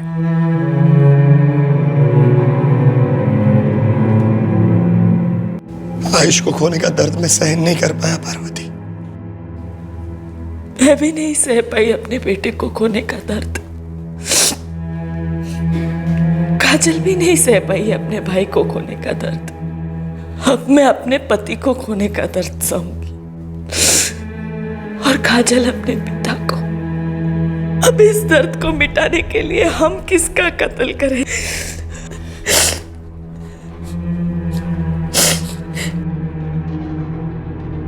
हासिल ना अतुल को कुछ हासिल हुआ और ना ही उसकी फैमिली को। बस दर्द का दायरा बढ़ता गया। योगेश को भी दरअसल कुछ भी हासिल नहीं हुआ, सिवाय इस बात के कि अब उसकी जिंदगी लंबे अरसे तक जेल में कटेगी। डॉक्टर गोविंद त्रिवेदी के खिलाफ पुलिस को अब तक एक सिंगल सुराग नहीं मिला है। अतुल कुमार, रंजीत चौहान, किशोर साहू, इन तीनों के खिलाफ योगेश के बेटे आयुष के अपहरण और उसके कत्ल के लिए चार्जशीट फाइल की गई है। दूसरी ओर योगेश के खिलाफ डॉक्टर त्रिवेदी के बेटे मनोज के कत्ल का केस शुरू होने वाला है। कहते हैं कंपटीशन हेल्दी होना चाहिए, लेकिन यह एक कटु सत्य है कि कंपटीशन हमेशा हेल्दी नहीं रहते। ऊंचाई पर चढ़ते वक्त दूसरों की सीढ़ियां खींचकर अपनी सीढ़ी से जोड़ लेना, यह ना सिर्फ प्रचलित है बल्कि कुछ लोग तो इस विषय में पोस्ट ग्रेजुएशन भी कर डालते हैं। पर एक लकीर होती है कॉमन सेंस और कानून के डर की, जो पार नहीं की जाती, वरना विध्वंस निश्चित होता है। दुनिया किसी के लिए नहीं रुकती, दुनिया ऐसे ही चलती है। अगर मैं ये नहीं करूंगा तो कोई और करेगा, कोई किसी का नहीं होता। ये सब शायद सच है, लेकिन उससे भी बड़ा सच ये है कि ये दुनिया हमसे बनी हुई है। हमारे गुण दुनिया के गुण बन जाते हैं। इसलिए अगर हम सब मिलकर ये सोचें कि हम इस कंपटीशन की अंधी रेस में भाग नहीं लेंगे,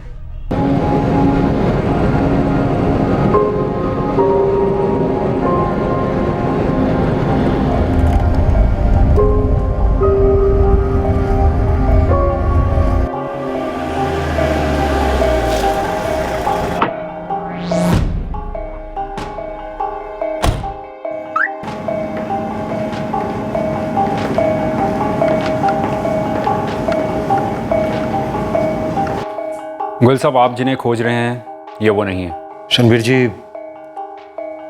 फिर भी एक बार देखना चाहता हूं। आपने कहा लड़की 12 साल की और लड़का 13 साल का है। जी, एक बार देखना चाहता हूं। चिल्ड्रंस होम में इस वक्त।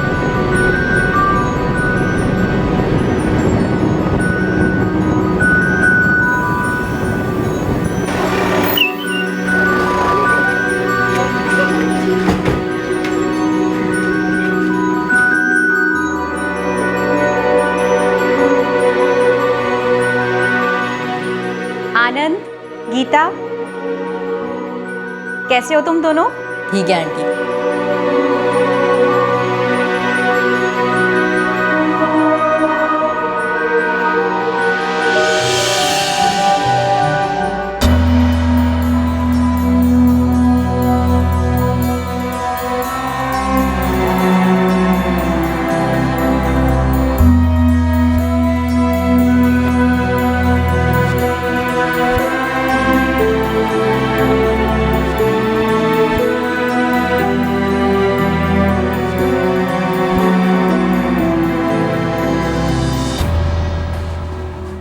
ये 12 और 13 साल के। जी सर, ये वो नहीं हो सकते जिन्हें आप ढूंढ रहे हैं। इनके माँ बाप ट्रेस हो चुके हैं। कहाँ इनके माँ बाप? मध्य प्रदेश।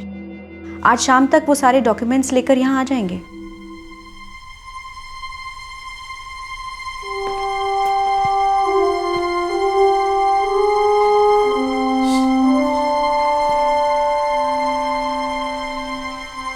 हमने इन दोनों को ट्रैफिकर्स के चुंगल से 1 हफ्ते पहले ही छुड़ाया था।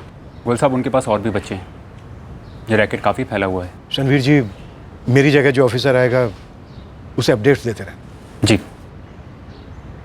वैसे नई पोस्टिंग कब ज्वाइन कर रहे हैं आप? 10 दिन में। प्रमोशन के लिए कॉन्ग्रेचुलेशंस। Thank you. बस ये केस अधूरा छोड़कर नहीं जाता तो फीलिंग और अच्छी होती है।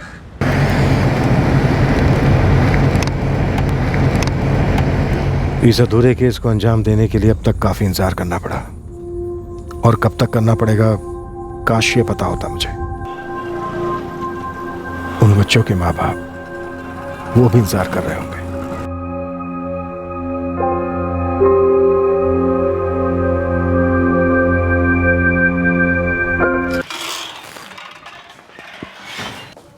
भारद्वाज, सुशीला, इस महीने के आखिर में मैं नई पोस्टिंग ज्वाइन कर रहा हूं। ये 4 बच्चे, करण जायसवाल, मुक्ति जायसवाल, निशा ठाकुर, रानी ठाकुर, इनका मिसिंग केस अभी तक सॉल्व नहीं हुआ है। मेरी जगह inspector Malhotra charge take over कर रहे हैं। उन्हें पूरी अपडेट, पूरा कोऑपरेशन देते रहना। Yes sir. ये बच्चे जहां भी हैं, जिस हाल में भी हैं, मिलने चाहिए, जरूर मिलने चाहिए। लगता है गोयल साहब इस केस को बुला नहीं पा रहे। लेकिन बच्चे तो शायद भूल गए होंगे ना। इतने समय बाद बच्चे मिल भी गए तो क्या उन्हें कुछ याद होगा? पर माँ बाप को तो बच्चे याद ही होंगे, हर पल याद आते होंगे।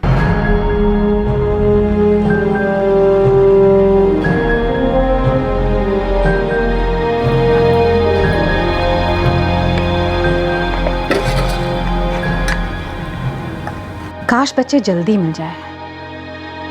2 साल काफी लंबा अरसा होता है।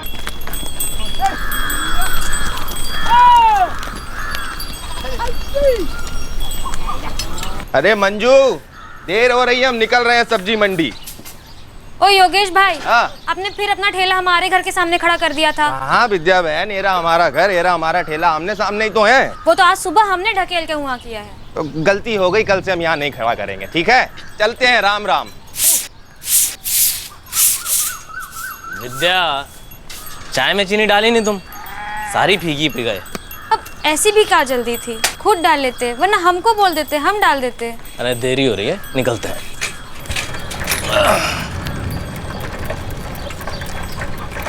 अरे कहाँ रह गई बिमला? अरे जल्दी करो, देरी हो रहा है। हाँ हाँ आई। करण, मुक्ति, उठ जाओ, उठ जाओ, अरे उठ जाओ जल्दी से। क्या हुआ माई, क्यों उठा रही हो? रोज इसलिए उठाती हूँ क्योंकि तुमको रोज स्कूल जाना है। हम बापू के साथ काम पे जा रहे हैं, तुम लोग खुद ही तैयार होके स्कूल चले जाना। बस 1 ही घंटा बचा है। तुम जाओ, हम संभाल लेंगे। और सुनो, नाश्ता और खाना बना के रख दिया है, नाश्ता करके जाना और लौट के खाना खा लेना। नहीं माई, आज हम खाना खा के जाएंगे और लौट कर नाश्ता करेंगे। पगला गई है का? अरे माई, पगला तो तू गई है, जो हमें रोज रोज बताती रहती है। चलो उठो, जल्दी से स्कूल जाना। हाँ हाँ हाँ आई, चलती हूँ मैं। जल्दी आओ।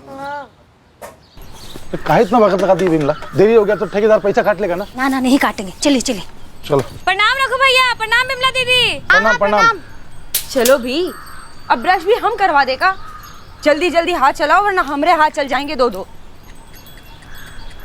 रानी, निशा, जल्दी हाथ चलाओ वरना सच में हमारे हाथ चल जाएंगे।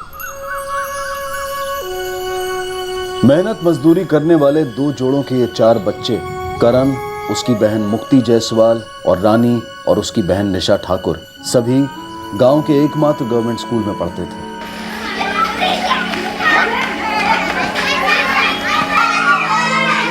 करण 5वीं कक्षा में था, उसकी बहन मुक्ति और रानी 3री कक्षा में थी और रानी की बड़ी बहन निशा 4थी कक्षा में थी। चलो चलो क्लास में चलो।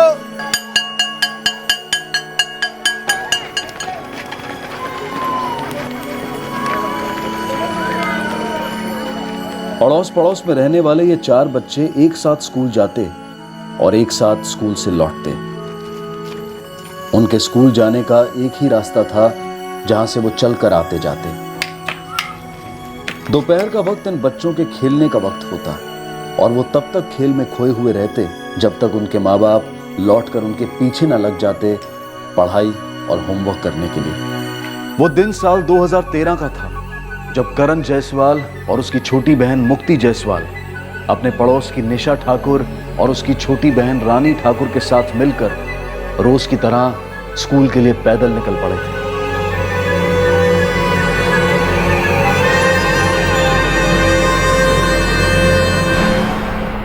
लेकिन 2013 के उस दिन ये चारों बच्चे अपने घर नहीं लौटे।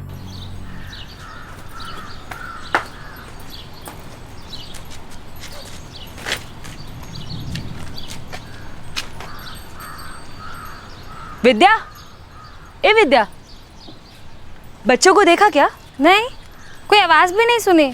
हम सोच ही रहे थे बच्चे आज बाहर खेल क्यों नहीं रहे हैं। और ये करण और मुक्ति को भी नहीं देखा? अरे उनके घर में तो ताला लगा हुआ है। अरे विमला के घर की चाबी तो यही है, मतलब करण और मुक्ति भी स्कूल से लौटे नहीं है। वो चारों तो हमेशा साथ ही रहते हैं। हाँ, 2:30 बजे स्कूल छूटता है, 3:15 तक तो वो लोग घर पे आके खाना भी खा लेते हैं। आज 3:30 हो गए, अब तक क्यों नहीं आए? अरे दीदी, स्कूल में रोक लिया होगा या फिर रास्ते में खेलने में मगन हो गए होंगे। अच्छे हैं। ये अली,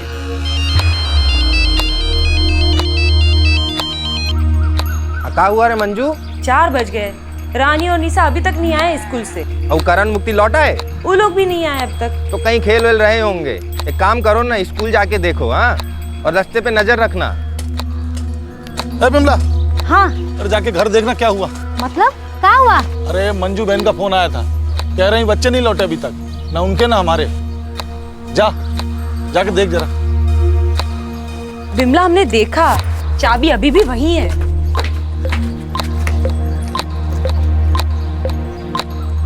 शायद खाना वाना खा के कहीं खेलने मिलने गए हो। अंदर देख लेते हैं।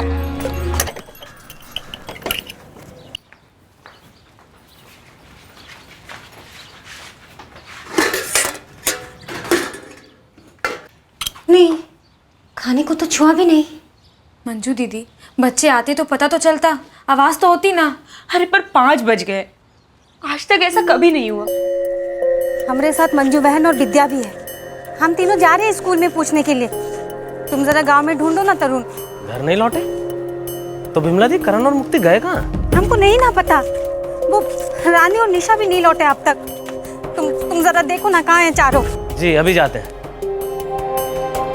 माजिद भाई, हमारी दीदी का जरूरी काम निकला है, आधा घंटा में लौट आएंगे। अरे लेकिन देख, आधे घंटे ज्यादा नहीं तरुण, 4 गाड़ियां खड़ी है लाइन में। जी माजिद भाई। हाँ, अरे स्कूल तो बंद हो गया, स्कूल में कहाँ से होंगे बच्चे? घर पे भी तो नहीं है ना। भैया जरा स्कूल के कमरे खोल के तो देख लो, पता चला कि खेलते खेलते वो ही रह गए। अरे कैसी बात कर रहे हो जी? एक क्लास देखने के बाद ही बाहर से ताला लगाता हूँ मैं। अरे भैया, काहे इतना बहस कर रहे हो? एक बार ताला खोल के दिखा दोगे तो कौन सी आफत आ जाएगी।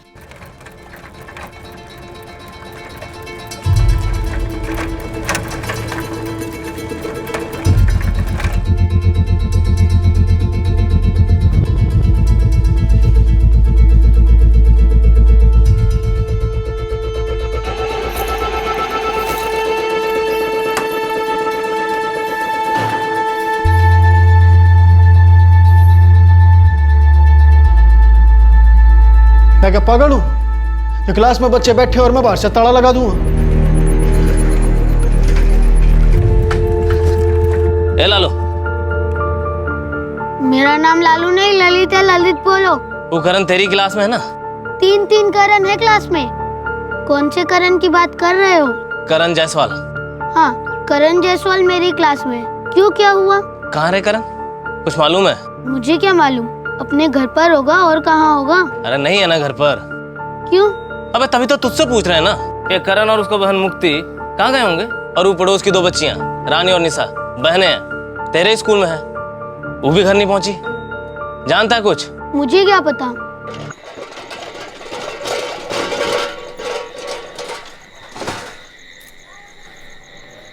कोई खबर मिली? ना योगेश, पूरा गांव छान लिए हम, कहीं नहीं मिले। गांव के जितने बच्चे स्कूल में पढ़ते हैं सभी से पूछ लिया। क्या योगेश भाई, आपने फिर अपना ठेला हमारे घर के सामने खड़ा कर दिया। ए विद्या, तुम्हारा दिमाग खराब है क्या? यहाँ बच्चे घूमे, तुम्हें ठेला की पड़ी है? अरे नहीं नहीं, हम तो बस कह रहे थे, वो रोज योगेश भाई को याद दिलाना पड़ता है ना, वरना वो कहते हैं कि उन्होंने नहीं लगाया। अरे बस करो अब। क्या करें रघु, अब बच्चे ऐसे कैसे गायब हो सकते हैं? योगेश भैया, जीजा जी, हमें लगता कि अब हमें पुलिस में रपट लिखानी चाहिए। इतने छोटे बच्चे हैं, ना स्कूल में है ना सारे गांव में। इतनी रात हो गई घर नहीं लौटे, हमें कुछ गलत लगता है।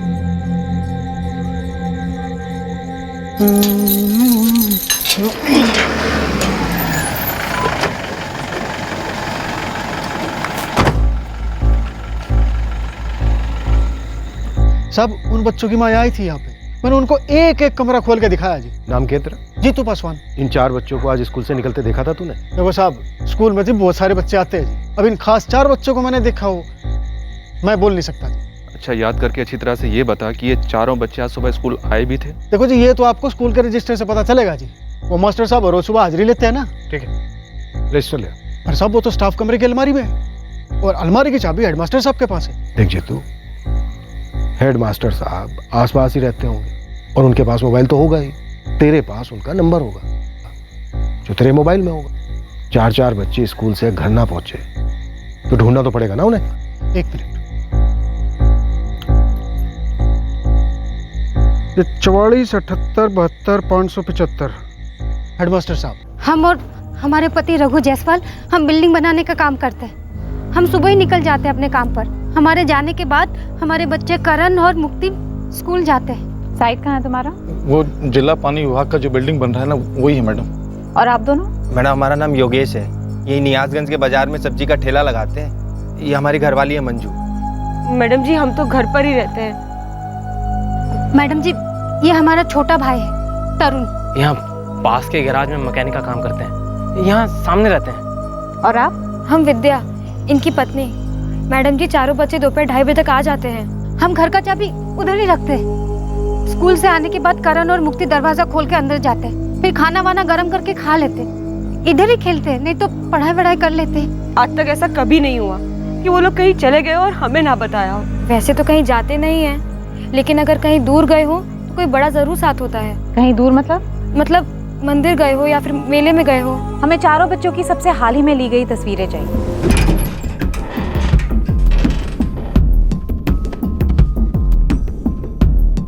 तीसरी कक्षा, मुक्ति और रानी का क्लास।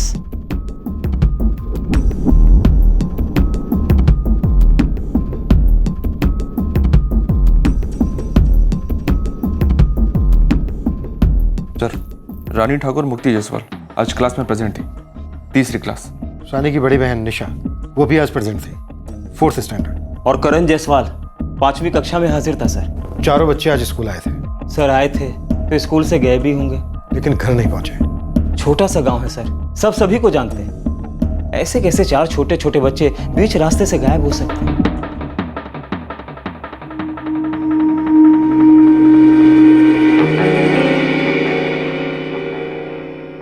सुशीला, बच्चों के माँ बाप ने कुछ कहा?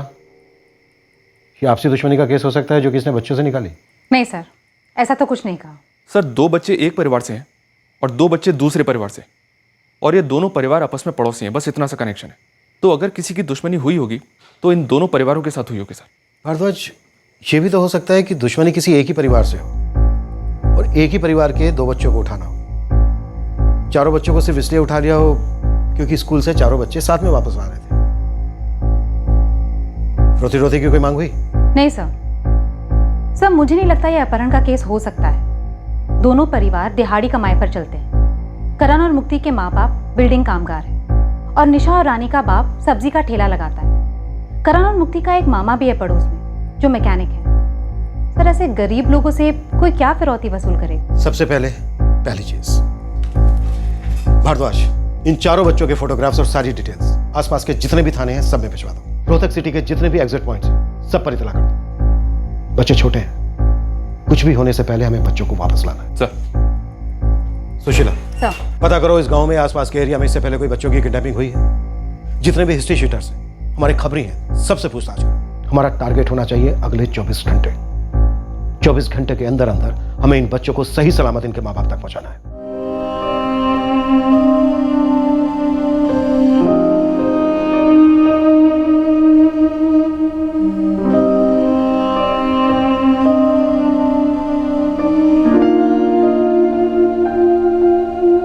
बात यूं है दरोगा साहब, हमारे गांव में कितने परिवार होंगे? 150, 155 तो होंगे ही। अब अगर कोई बाहर का आदमी आके हमारे बच्चों पे नजर रखेगा तो हमारे गांव वालों की भी तो नजर पड़ेगी ना उस पे। मेरा सवाल भी तो यही है कि गांव में कोई बाहर वाला देखा क्या? अब आप ही बताओ दरोगा साहब कि हमारे गांव में सबसे पैनी नजर किसकी है? किराने वाली। आपने उससे बात की? करेंगे तो सबसे बात करेंगे। अब दरोगा साहब इसे यूं सोचो, बच्चों का स्कूल कहाँ है? गांव के बाहर। ऐसा भी तो हो सके कोई बाहर का आदमी गाड़ी लेके आया हो और बच्चों को बोला हो, आओ बच्चों तुमको मैं गाड़ी पे बिठा के तुम्हारे घर छोड़ देता हूँ, और उसे कहीं और ले गया हो तो। हाँ तो हो तो सके है, पर आपको ऐसा क्यों लगे है कि कोई बाहर का आदमी गाड़ी लेके आया होगा, बच्चों को फंसाया होगा और बैठा के कहीं ले गया? क्योंकि 10 साल पहले जो हुआ था वो अभी तो हो सके। ये हुआ था 10 साल पहले तब? हमारे पड़ोस में गांव है दोदरिया, वहाँ हूबहू ऐसी ही घटना घटी थी।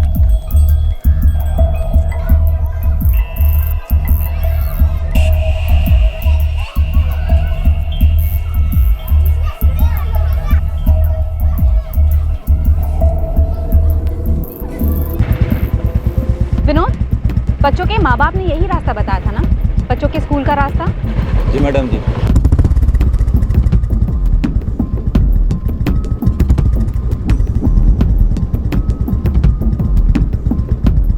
ये रास्ता सीधा बच्चों के गांव को जाता है। जी मैडम जी, बच्चे रोज यहीं से आते थे, यहीं से जाते थे।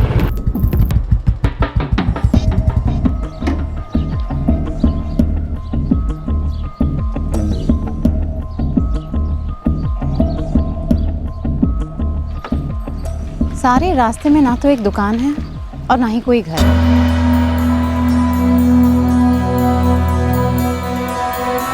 चलो देखते हैं गांव में क्या मिलता है।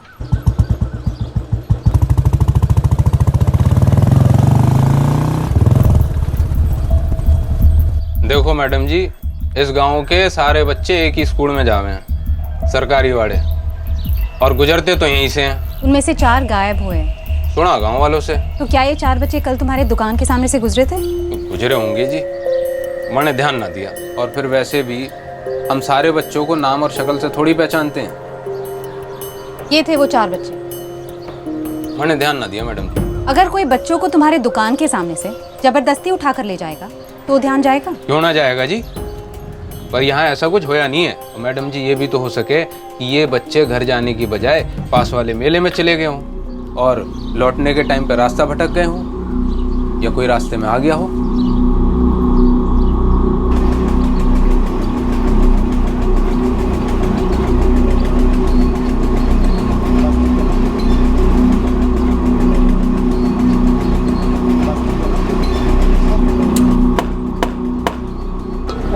सुनिए, इन बच्चों को कहीं देखा है? मैडम जी मेला है, मेला है, यहाँ हजारों लोग आते जाते हैं, इसका चेहरा कौन याद रखता है?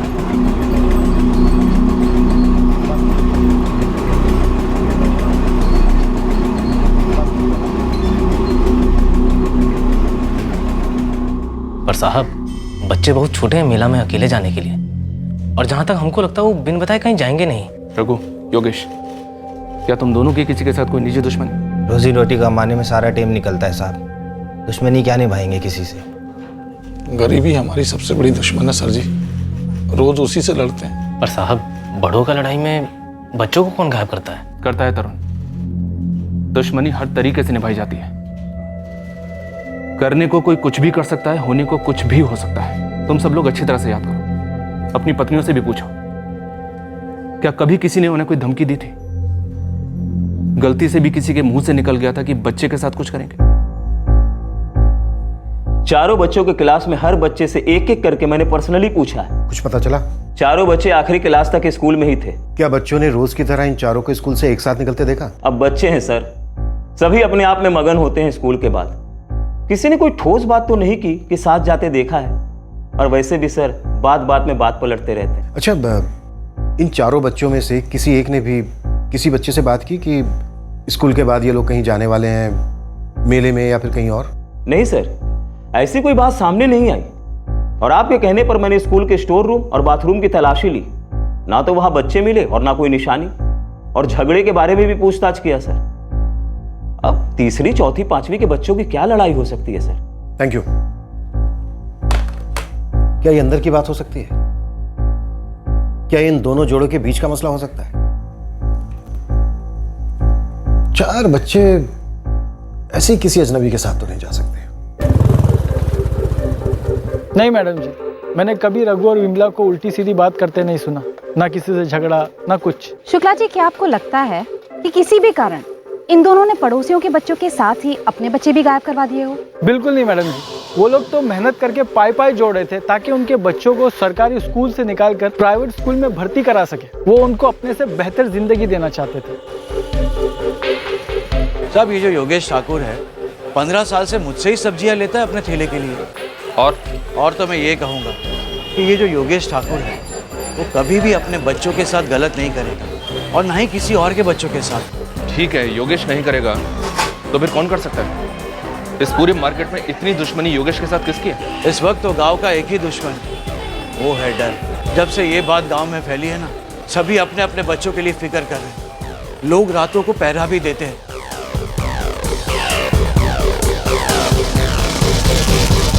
अस्सलाम वालेकुम मैडम। आइए माजी जी। मैडम जी, उस दिन जैसे तरुण के आपा का फोन आया वो तुरंत भाग निकला काम पर से। तरुण और उसकी बहन के बीच में कोई अनबन? अनबन? नहीं मैडम जी, तरुण बिमला का इकलौता भाई है और उसकी इकलौती बहन। दोनों काफी करीब है एक दूसरे के। क्या तरुण इन 4 बच्चों को गायब कर सकता है या करवा सकता है? मैं मानता हूँ कि इंसान कुछ भी कर सकता है अगर उसका दिमाग खराब हो जाए तो, लेकिन तरुण ऐसा करेगा तो क्यों करेगा? गायब करके उसे क्या मिलेगा?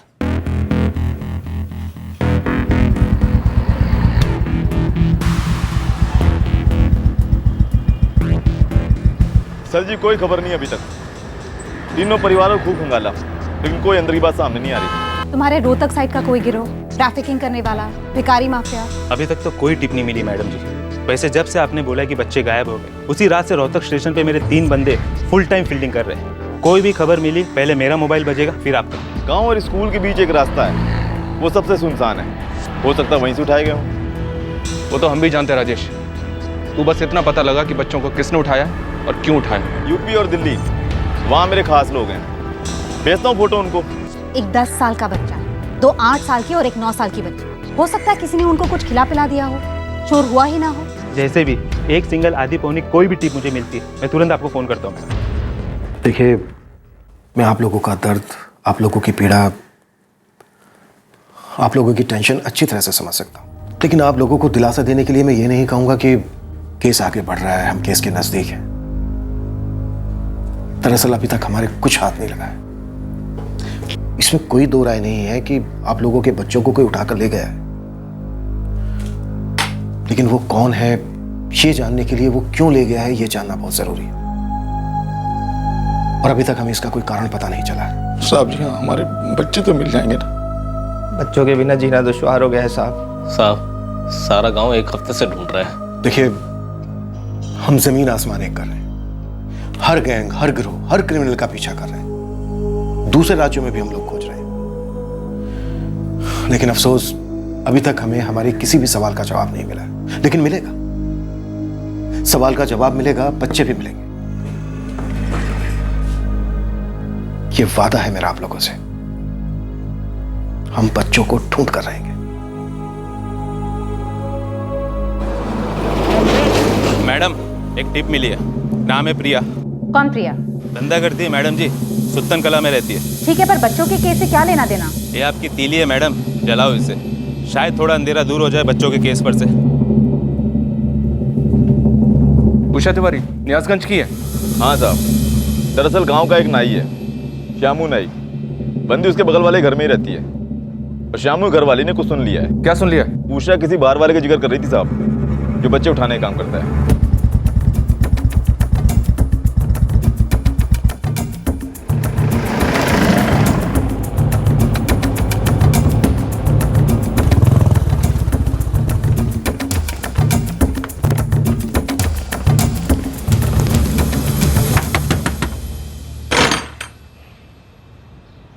जी मैडम।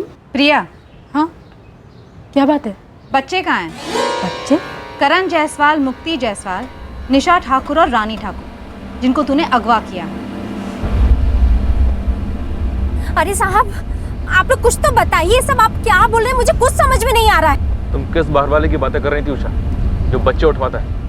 कौन है वो? नाम क्या उसका? अरे कौन बाहर वाला? यही तो तुम हमें बताओगी। वो कौन सा आदमी है जिसने तुम्हारे ही गांव के बच्चे करण, मुक्ति, निशा और रानी को उठवा लिया है? हेलो हेलो मैडम जी, आप लोग पुलिस से हैं, मैं जो भी हूँ सुन रही हूँ। उसका मतलब ये नहीं है कि आप लोग कुछ भी इल्जाम लगा दोगे।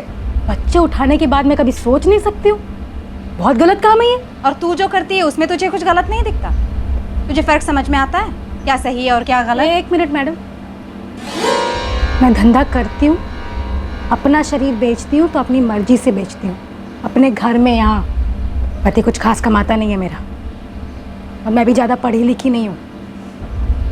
धंधा कर रही हूँ और पैसे कमा रही हूँ, तो इससे अगर किसी को तकलीफ होती है तो मुझे होती है, होती थी। तो आप ये सही गलत का पार्ट ना मुझे तो मत ही पढ़ाओ। सीधा सीधा बोल, क्या जानती है बच्चों के बारे में?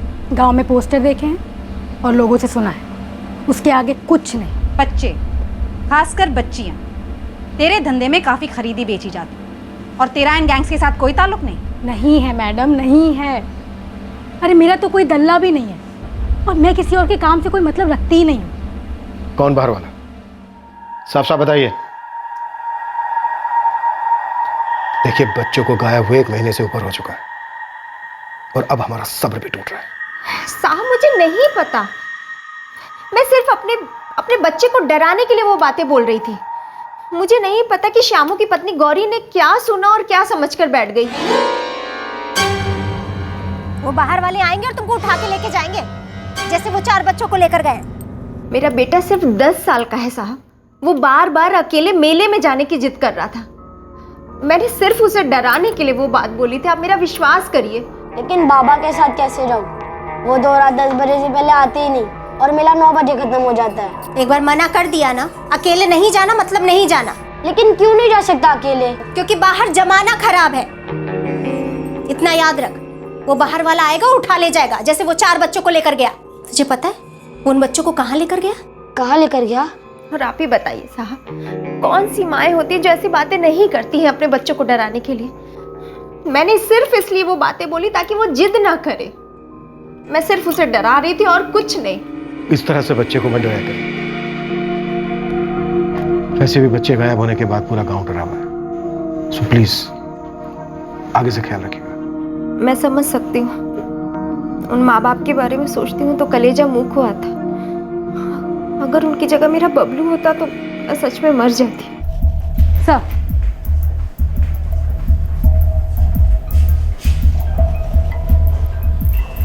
सर उस सेक्स वर्कर प्रिया से कुछ नहीं मिल पाया।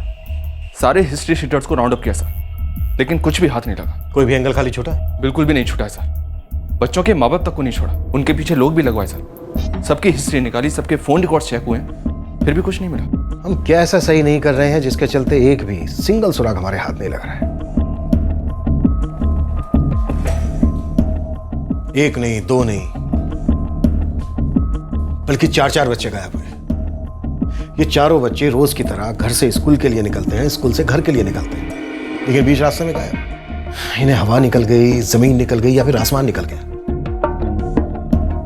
2 महीने हो गए।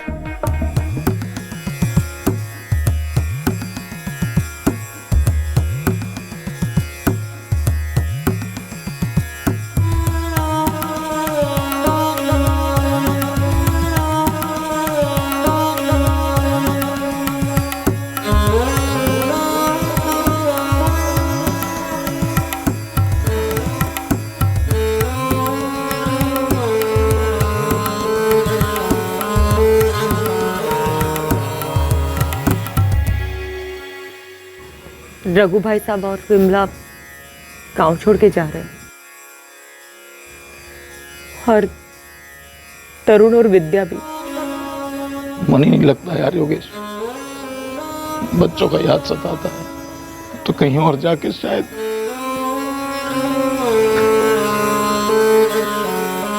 तरुण तू भी?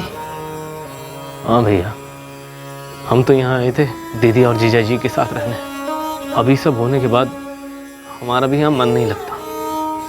पता नहीं भगवान ने हमें क्यों चुना इतना बड़ा दर्द देने को। दोनों बच्चे एक साथ, पता नहीं कौन ले गया और क्यों ले गया। किस हाल में होंगे हमारे बच्चे।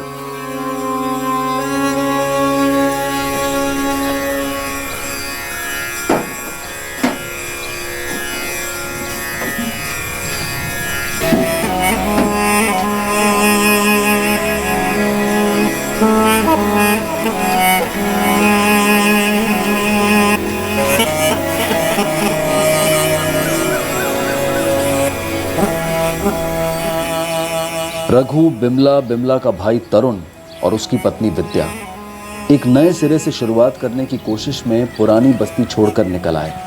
पर क्या बच्चों को खोने का दर्द उन्हें नई शुरुआत करने देता है? कुछ ही समय में तरुण और विद्या भी अपने रास्ते चले गए और रघु और बिमला अपने।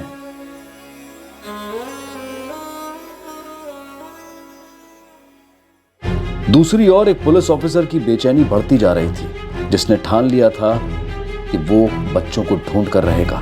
भारद्वाज, सुशीला, खबर मिली है कि दिल्ली रेलवे स्टेशन पर ट्रैफिकिंग माफिया के 3 लोग पकड़े गए और उनके पास से 15 बच्चे बरामद हुए। सर, मैं करण, मुक्ति, निशा और रानी के फोटोज अभी फैक्स कर देती हूँ।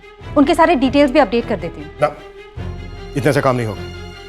तुम दोनों को वहां खुद जाना होगा और खुद जाकर देखना होगा कि उन 15 बच्चों में से ये 4 बच्चे हैं या नहीं, या इन चारों में से कोई एक भी। Clear sir? भारद्वाज, लखनऊ के इंस्पेक्टर चतुर्वेदी से मेरी बात हुई है।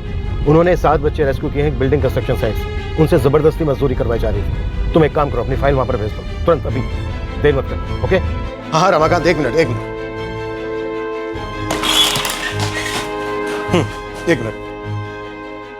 जो लड़का है करण जायसवाल, उसकी एज हो गई होगी इस वक्त 11 साल और उसकी बहन मुक्ति जायसवाल, उसकी एज हो गई होगी 9 साल। रानी ठाकुर की एज भी 9 साल और उसकी बड़ी बहन निशा ठाकुर, वो हो गई होगी 10 साल। अरे बच्चों से एक बार पूछो तो सही, हो सकता है कि ट्रैफिकर्स ने ड्रग्स दी हो बच्चों को, बच्चे भूल गए हो। एक काम करो, जो लड़का है करण जायसवाल, उसको बोलो कि उसके माँ बाप का नाम रघु और बिमला जायसवाल। सर। सुशीला, ये जो 4 बच्चे मिसिंग हैं, करण, मुक्ति, निशा, रानी, इनकी फोटो जिपनेट पर है? जी हाँ सर, पिछले 1 साल से है और सारे पुलिस स्टेशंस में भी है। बराबर रिमाइंडर देते रहना, इनकी एज भी अपडेट करते रहना, भूलना मत। हम भेजते रहते हैं सर, और आगे भी जरूर भेजेंगे। गुड, हम इन बच्चों को ढूंढ कर ही दम लेंगे। समय बीतता गया, भरोसा अब एक औपचारिक जज्बात बनकर रह गया था, पर फिर भी इंतजार था। एक जलता दिया था जो तब तक नहीं बुझने वाला था जब तक ये नहीं पता चल जाता कि इन 4 बच्चों के साथ हुआ क्या था। 2013 में गायब हुए करण, मुक्ति, निशा और रानी अब 2 साल से गायब थे। 2015 आ गया था, पर पुलिस के हाथों में एक भी सुराग नहीं था। इन्वेस्टिगेटिंग ऑफिसर इंस्पेक्टर गोयल अब ट्रांसफर और प्रमोशन के साथ दूसरी पोस्टिंग ज्वाइन करने वाले थे, लेकिन 4 गायब बच्चों का अनसुलझा केस उस ऑफिसर को अब भी तकलीफ दे रहा था। लेकिन उनके शिफ्ट होने के कुछ ही दिन पहले आखिरकार इस केस में पहला ब्रेक थ्रू आया, और वो भी ऐसी जगह से जहां से कोई अपेक्षा नहीं थी।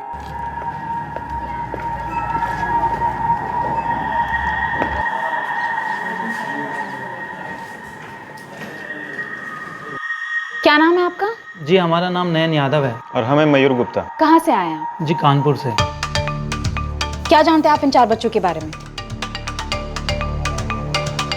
मैडम, ये 4 बच्चे 2 साल पहले यहाँ नियाजगंज से गायब हुए थे। आप क्या जानते हैं जो कानपुर से यहाँ बताने आए हैं?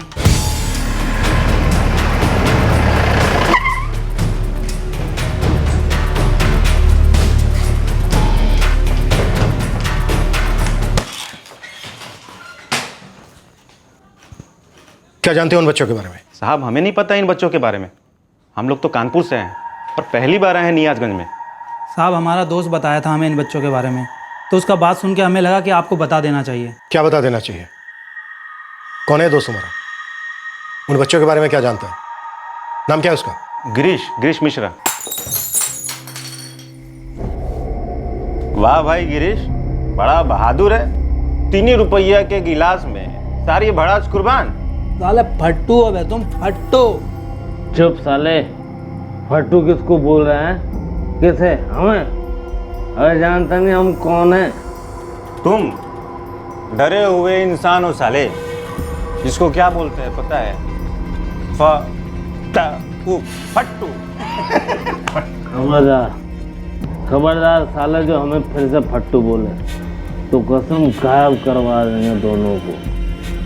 हम मालूम भी नहीं चलेगा, सीधे गायब। गायब? मतलब तुम हमें गायब करवा दोगे और हमें मालूम भी नहीं पड़ेगा? वाह भैया, तुम तो जादूगर निकले बे। छू मंत्र जादू मंत्र, छू मंत्र जादू मंत्र। मजाक उड़ा रहे हो हमारा? हैं? हिम्मत देखनी हमारी तो जाओ हरियाणा, नियाजगंज गांव थाना में जाकर पता करो। 1 नहीं 2 नहीं 4 बच्चे उठाए हूँ, 4 और आज तक पुलिस वालों को उनका बाल तक नहीं मिला, समझे? ओह, बच्चे उठाए तो यही असल है तुम्हारी औकात है। बच्चे भी मजाक उड़ाते हो और क्या बोल के पुकारते थे? लल्लू या फट्टू? चुप साले चुप। स्टोरी सुनोगे ना हमरा तो सालो आत्मा कांप जाएगा तुम्हारा, पेशाब निकल जाएगा डर के मारे, समझे? वो है हम, पुलिस वाला, बच्चों का माँ बाप सब पगला गए हैं कि बच्चे गए कहाँ। वो सिर्फ एक आदमी जानता है, वो है हम। साहब ये गिरीश हमारे साथ काम करता है, 2 पौवा लगाने के बाद हमेशा बकवास करता है और हम दोनों उसकी खिंचाई करते हैं। लेकिन साहब ये बच्चों वाली बात वो पहले कभी नहीं किया था, तो बोला तो बड़ा अजीब सा लगा हमें। तो बस हम पहुंचे बिना उसे बताए, सोचा पता तो करें माजरा क्या है। क्या नाम गिरीश मिश्रा हमारी इन्वेस्टिगेशन के दौरान कभी सामने आया? नहीं सर। कभी नहीं सर। साहब एक सेकंड, हमारे पास फोटो है इसका।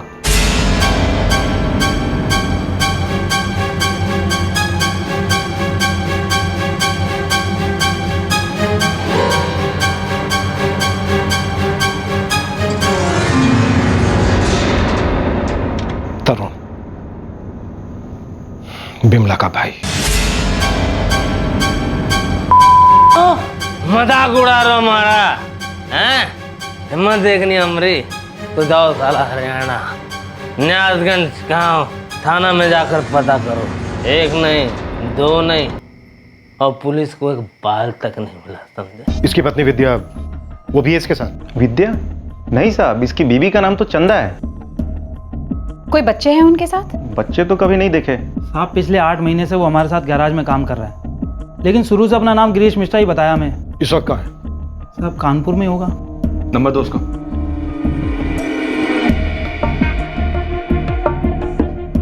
ये दोनों हमारी नजरों के सामने रहेंगे, हमारे साथ कानपुर चलेंगे।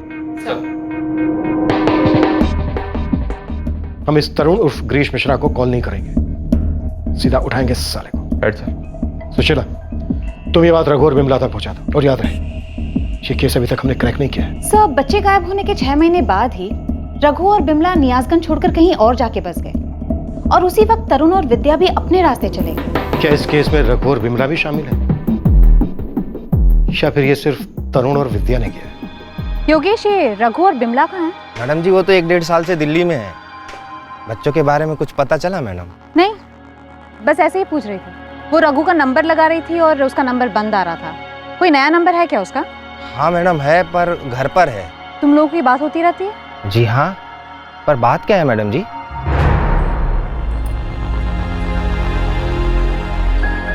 पर मैडम जी, आप ऐसे अचानक हमसे नंबर क्यों ले रही हैं? हमें पता चला है कि तुम्हारे और रघु और बिमला के बच्चे गायब होने के पीछे शायद तरुण का हाथ हो सकता है, और इसमें शायद रघु और बिमला भी शामिल हो सकते हैं।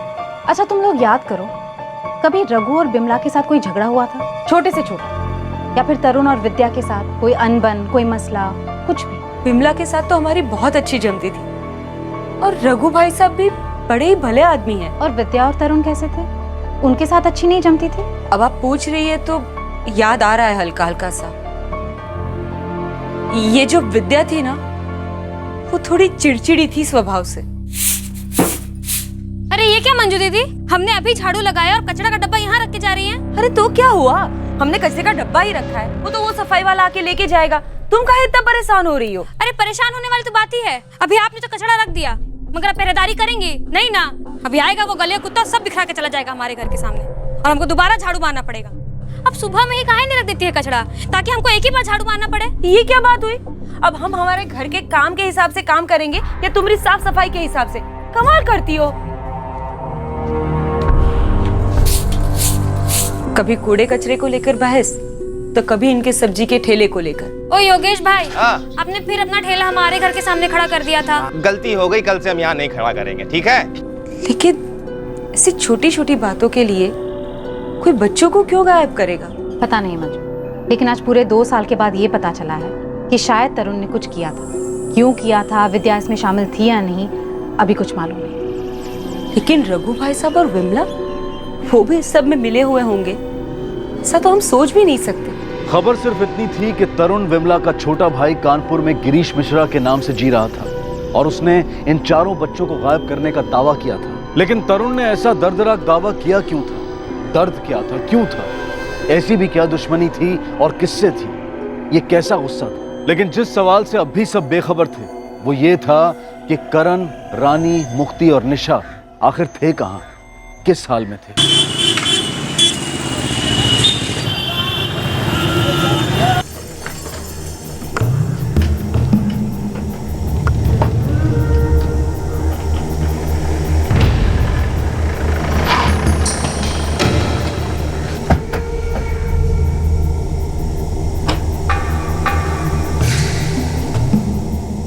तरुण उर्फ ग्रीश, बच्चे कहाँ हैं?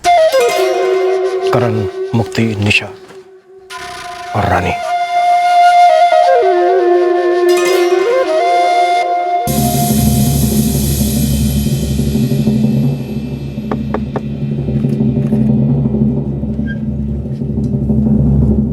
बिमला जायसवाल। जी।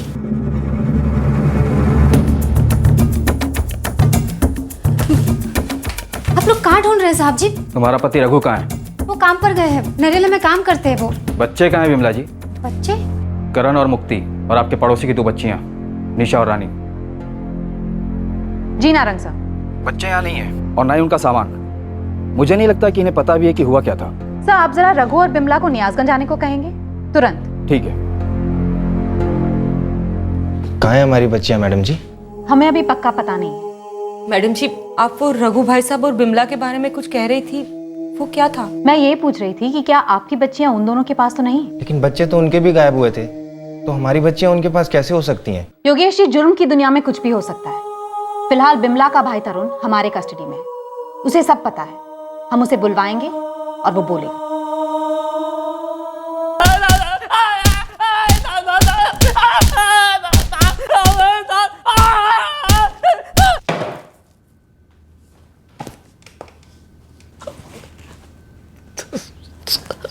तरुण उर्फ ग्रीश मिश्रा, बच्चे कहाँ हैं?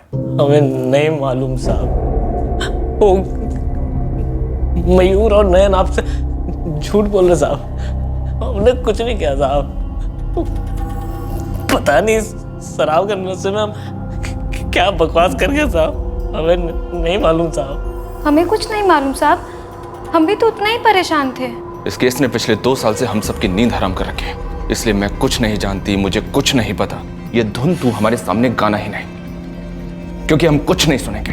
लेकिन हाँ, तुझे सब कुछ अच्छी तरह से सुनाई देगा जब हम तेरे पति की एक एक हड्डी को बहुत अच्छी तरह से तोड़ेंगे, और उसके बाद तेरी भी धुलाई होगी जम के, कोई रहम नहीं। और तू तब तक पिटेगी जब तक ये बता नहीं देती कि बच्चे इस वक्त कहां हैं और किस हालत में। अगर तूने कुछ नहीं किया तो फिर यहां से इतनी दूर कानपुर जाकर तू तरुण से ग्रीश मिश्रा क्यों बना? तेरी बीवी विद्या से चंदा क्यों बनी? साहब वो तो हमने अपने घर वालों के गुस्से से बचने के लिए नाम बदला था साहब। कैसा गुस्सा? नियाजगंज में तुम लोग तरुण और विद्या थे, तो कानपुर में गिरीश और चंदा क्यों बने? वो हमारे पति ने कहा कि नाम बदल लेते हैं, वरना अगर कोई गांव का मिल गया और उसने हमें पहचान लिया तो बवाल खड़ा हो जाएगा। कैसा बवाल? तेरी कहानी सुनने के लिए इस वक्त मेरे पास बिल्कुल वक्त नहीं है, इसलिए जल्दी से बोल, बच्चे कहाँ हैं? साहब हमें नहीं मालूम साहब, बच्चे कहाँ हैं? हमने इसलिए नाम नहीं बदला था साहब, सच कह रहे साहब। वो हम और विद्या भाग के शादी किए थे साहब, और हमारा गांव साहब कानपुर की तरफ ही पड़ता है, इसलिए डर गए थे कि कहीं कोई हमें पहचान न ले साहब।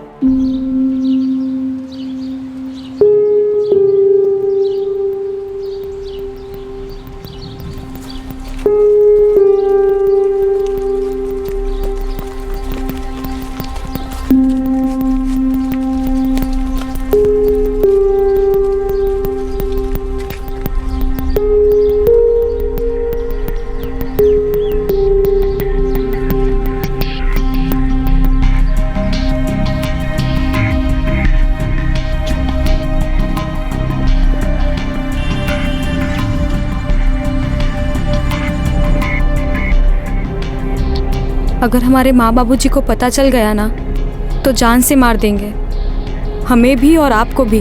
अरे हम यहाँ कभी वापस आएंगे ही नहीं। तो क्या बिमला दीदी और रघु जीजा जी हमें अपनाएंगे? एक बार शादी हो जाए ना तो देखना सब अपना लेंगे।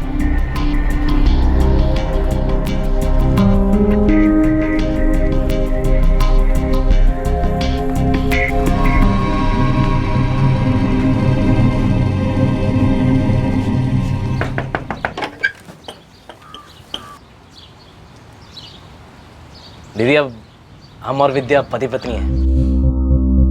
ना, बहुत गलत कर दिए तुम। जीजा जी हम एक दूसरे से प्रेम करते हैं। भाड़ में गया तुम्हारा प्रेम। अरे हम अपना जाति के बाहर झांक कर नहीं देखते हैं, और तुम तो मतलब एकदम। हम क्या करते दीदी? माँ बाबूजी हमारा सुन ही नहीं रहे थे, और इसके माँ बाबूजी जबरदस्ती इसका शादी कहीं और करने का बात कर रहे थे। खुद ही सोचो दीदी, 3 जिंदगी खराब होता, हमरा, विद्या का और उस लड़के का जिससे विद्या का शादी होता। 3 लोगों का बड़ा फिक्र है तुमको। ये नहीं सोचे तुम्हारे माँ बाबूजी का क्या इज्जत रहेगा गांव में, और ये लड़की के माँ बाबूजी बिरादरी के सामने सर लटकाए बैठे होंगे। ये नहीं सोचे तुम? देखो तरुण, इसे भगा के शादी करना ठीक ना है। दीदी उसका तरफ तो देखो ही मत तुम चुपचाप अपना गलती लेके अभी का भी निकल जाओ यहाँ से। तुम जो किए हो ना, वो सिर्फ एक कायर, बुद्धू और खुदगर्ज इंसान कर सकता है। नाक कटा दी हमारा। निकल जाओ। आज तक हम लोगों को स्वीकार नहीं किया दोनों तरफ से, इसीलिए हम अपना नाम बदल कर कानपुर में अपना गृहस्थी बसा लिए। तेरी गृहस्थी की कहानी सुनने में मेरी कोई दिलचस्पी नहीं है तरुण। हमें भी मालूम नहीं साहब बच्चे कहाँ हैं। सच कह रहे हैं, हमें नहीं मालूम। सर रौनकपुर गांव में भी पता किया और तरुण के माँ बाप से भी पूछताछ की, बच्चे वहां तो नहीं है। ये तरुण साफ साफ झूठ बोल रहा है। और ये विद्या भी सर। इन दोनों को रघु और बिमला ने सपोर्ट नहीं किया था शादी के बाद। कहीं ये वजह तो नहीं है बच्चों को गायब करने के पीछे? सर तरुण तो करण और मुक्ति का मामा है, और रानी और निशा भी उसे अच्छी तरह से जानते थे क्योंकि वो पड़ोसी था। पॉसिबल है ये तरुण बच्चों को स्कूल से निकलते ही मिल गया।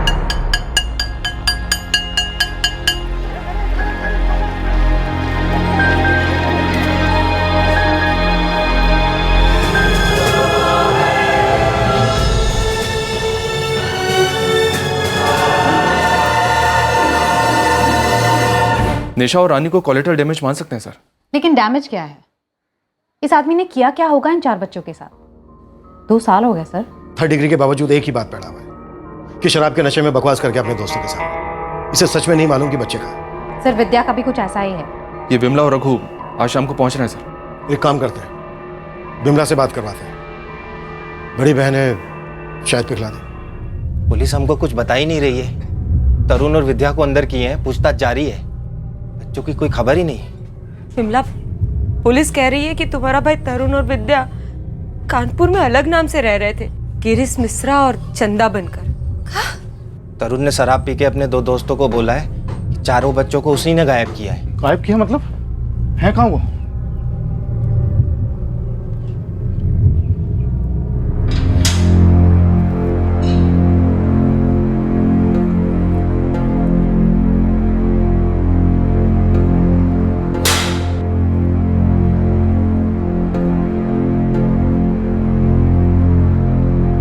तरुण, बता दे भाई। देखो, हम तुम्हारी विद्या से शादी का विरोध किए थे, हमको सजा दे दो। बच्चों का क्या गलती? बता दो कहाँ है? हम हाथ जोड़ के माफी मांगते हैं तुमसे। माफी? माफी? एक कायर से, बुद्धू से, खुदगर्ज से नाक कटा दी। अरे क्या क्या नहीं बोले थे, जबकि हम डरे हुए थे, बेसहारा आपके पास आए थे, मदद के बजाय रास्ता दिखा दिए। बच्चे कहाँ हैं बता दो। करण हमारा भांजा और मुक्ति हमारी भांजी। हम जब विद्या कुछ खरीद के देते या घर का बना मिठाई देते तो तुम क्या बोलते कि ना लो, लौटा दो, वरना इनके जैसा हो जाओगे, मानो जैसे साला कोई रोग हो गया हो। इकलौते भाई हैं तुम्हारे, हमें हमेशा प्यार दिया तुमने, लेकिन जब हमें सबसे ज्यादा जरूरत था तुम्हारा, हमारे सर पर एक नए दुल्हन का जिम्मेदारी था, हाथ छोड़ दिया हमारा, मिल गई जीजा जी के साथ हमें बेइज्जत करने के लिए। तरुण, जो भी गिले शिकवे हैं, हम और तेरे जीजा जिंदगी भर माफी मांगेंगे, जो बोलो करेंगे। बस बस बच्चों से मिलवा दो। हमारे साथ गुस्सा थे, लेकिन मंजू बहन और योगेश भाई का क्या कसूर है? उनके बच्चों ने तो तुम्हारे कचू नहीं बिगाड़ा। कसूर ना उनके बच्चों का था और ना ही आपके बच्चों का। हमें तो बस जीजा जी को दर्द देना था, और आपको भी दीदी। हमको जितना दर्द देना दे दो यार, पहले बच्चों से तो मिलवा दो। 2 साल हो गए, तरस गए उनसे मिलने के लिए।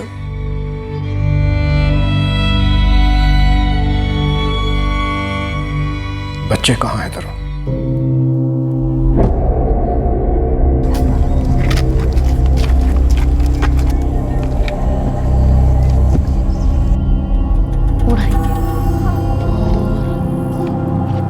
अरे मामा जी, मामा जी, आप यहाँ क्या कर रहे हैं? हम तुम्हें और मुक्ति को मेला ले जाने आए हैं। मेला? अरे रानी निशा, तुम भी चलो मेला हमारे साथ, खूब मजा करेंगे। रानी और निशा को साथ ले जाने का कोई मतलब नहीं था, लेकिन उन्होंने हमको देख लिया था। वो मुंह खोल देते हैं, इसीलिए उनको साथ ले जाने के अलावा हमारे पास कोई चारा नहीं था। हाँ मंजू भाभी, हाँ सुनिए ना, हम ये करण मुक्ति के साथ आपकी रानी निशा को मेला ले जाएं? हाँ हाँ हाँ, घंटे तक आ जाएंगे। अजी हाँ, कुछ खिला भी देंगे। चलें?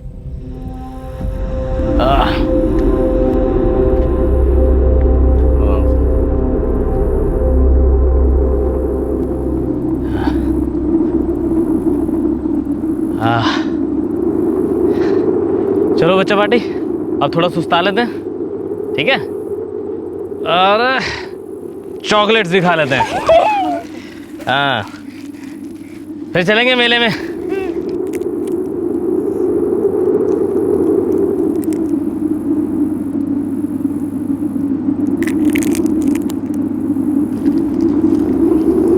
मामा जी, मुझे ना सब में बहुत मजा आ रहा है। मेला, चॉकलेट, सब कुछ। हमें भी। तरुण, बच्चे कहाँ हैं सब? तरुण बोलता क्यों नहीं है?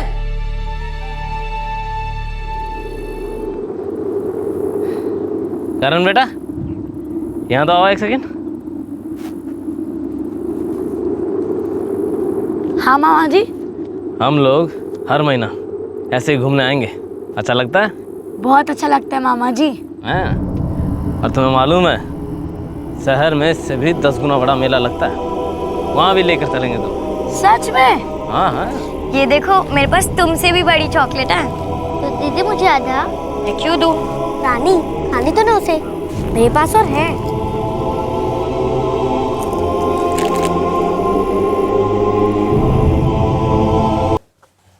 चारों वही हैं, जमीन के अंदर।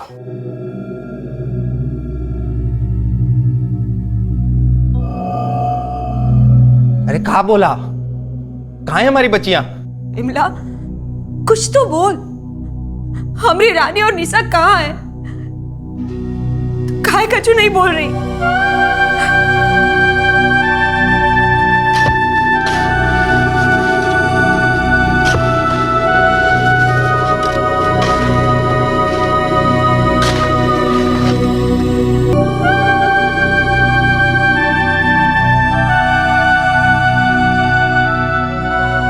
चलते हैं मंजू बहन, योगेश बहन।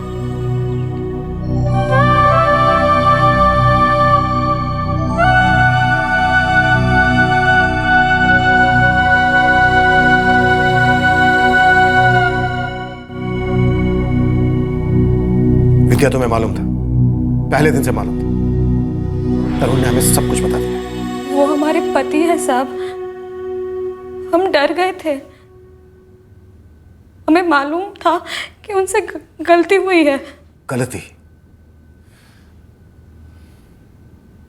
ये गलती सुधारी नहीं तुमने, इसे तुम ठीक कर सकते थे, छोड़ सकते थे ऐसे क्रूर इंसान को। बच्चों के माँ बाप से बता सकते थे कि तरुण ने करण, मुक्ति, निशा रानी का कत्ल कर दिया। तो परिवार बेचारे 2 साल तक तिल तिल कर किस्तों में तो ना मरते।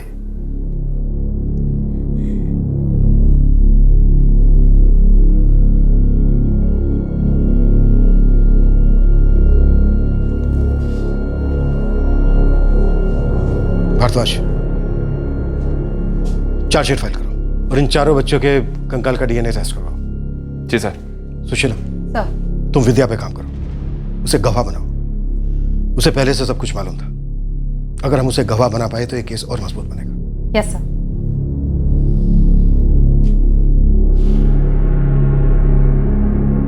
तरुण को आईपीसी की धारा 302 के तहत गिरफ्तार किया गया है। उस पर आईपीसी की धारा 365 के तहत किडनैपिंग का चार्ज भी लागू है। चारों बच्चों का डीएनए मैच किया गया और इस बात का पुष्टिकरण हुआ कि बरामद हुए कंकाल वाकई करण, मुक्ति, निशा और रानी के थे। गरीब तबके के दो जोड़े पूरे 2 साल से अपने गायब हुए छोटे बच्चों को लेकर बेखबर थे और जब खबर आई तो चारों के अंदर कुरेदता दर्द एक खंजर के वार में बदल गया। वो चारों बच्चे 2 साल पहले उसी दिन मारे गए थे जिस दिन वो स्कूल से अपने घर नहीं लौटे थे। इन बच्चों का नरसंहार सिर्फ इसलिए हुआ क्योंकि एक इंसान अपनी बहन और अपने जीजा को एक घरेलू मामले को लेकर दर्द देना चाहता था, प्रतिशोध चाहता था, जो उसने उनके बच्चों करण और मुक्ति को जान से मार कर लिया। पड़ोस में रहने वाले योगेश और मंजू ठाकुर का इस घरेलू झगड़े से दूर दूर तक कोई वास्ता नहीं था, लेकिन उनकी बच्चियां रानी और निशा भी मारी गईं ताकि वो गवाह न बन सके। इंसान अपने मानसिक घावों को इतनी अहमियत क्यों देता है, उसके साथ क्यों जीता रहता है? हम लोग बुरी यादों और मानसिक घावों से दूर हटकर जिंदगी को नए सिरे से क्यों नहीं शुरू कर पाते? क्यों इंसान को अपने आप को पीड़ित समझने में मजे आते हैं? और ये गलतफहमी क्यों होती है कि दर्द देने वाले को दर्द देने से अपना दर्द कम हो सकता है? जब भी कभी कोई तौहीन करता है, अपमान करता है, तब जरूरत होती है कि उसकी प्रतिक्रिया ठंडे दिमाग से सोच समझ कर दी जाए। अगर हम चोट करने वाले की हैसियत पर उतर आए और उस पर पलटवार करें तो दर्द और जिल्लत के चक्रव्यूह से बाहर निकलना नामुमकिन सा हो जाता है। अब मैं अनूप सोनी आपसे विदा लेता हूं। कल रात आपसे फिर मुलाकात होगी एक नए और चौंका देने वाले केस के साथ सीआईडी के एपिसोड के बाद। तब तक सुरक्षित रहें, सतर्क रहकर एक अच्छे नागरिक का फर्ज अदा करें और देखते रहें क्राइम पेट्रोल सतर्क। सबक एक को सीख हम सबको। जय हिंद। क्राइम पेट्रोल्स के और भी दिलचस्प कहानी देखने के लिए हमारे चैनल को सब्सक्राइब करें और बेल आइकॉन दबाना न भूलें।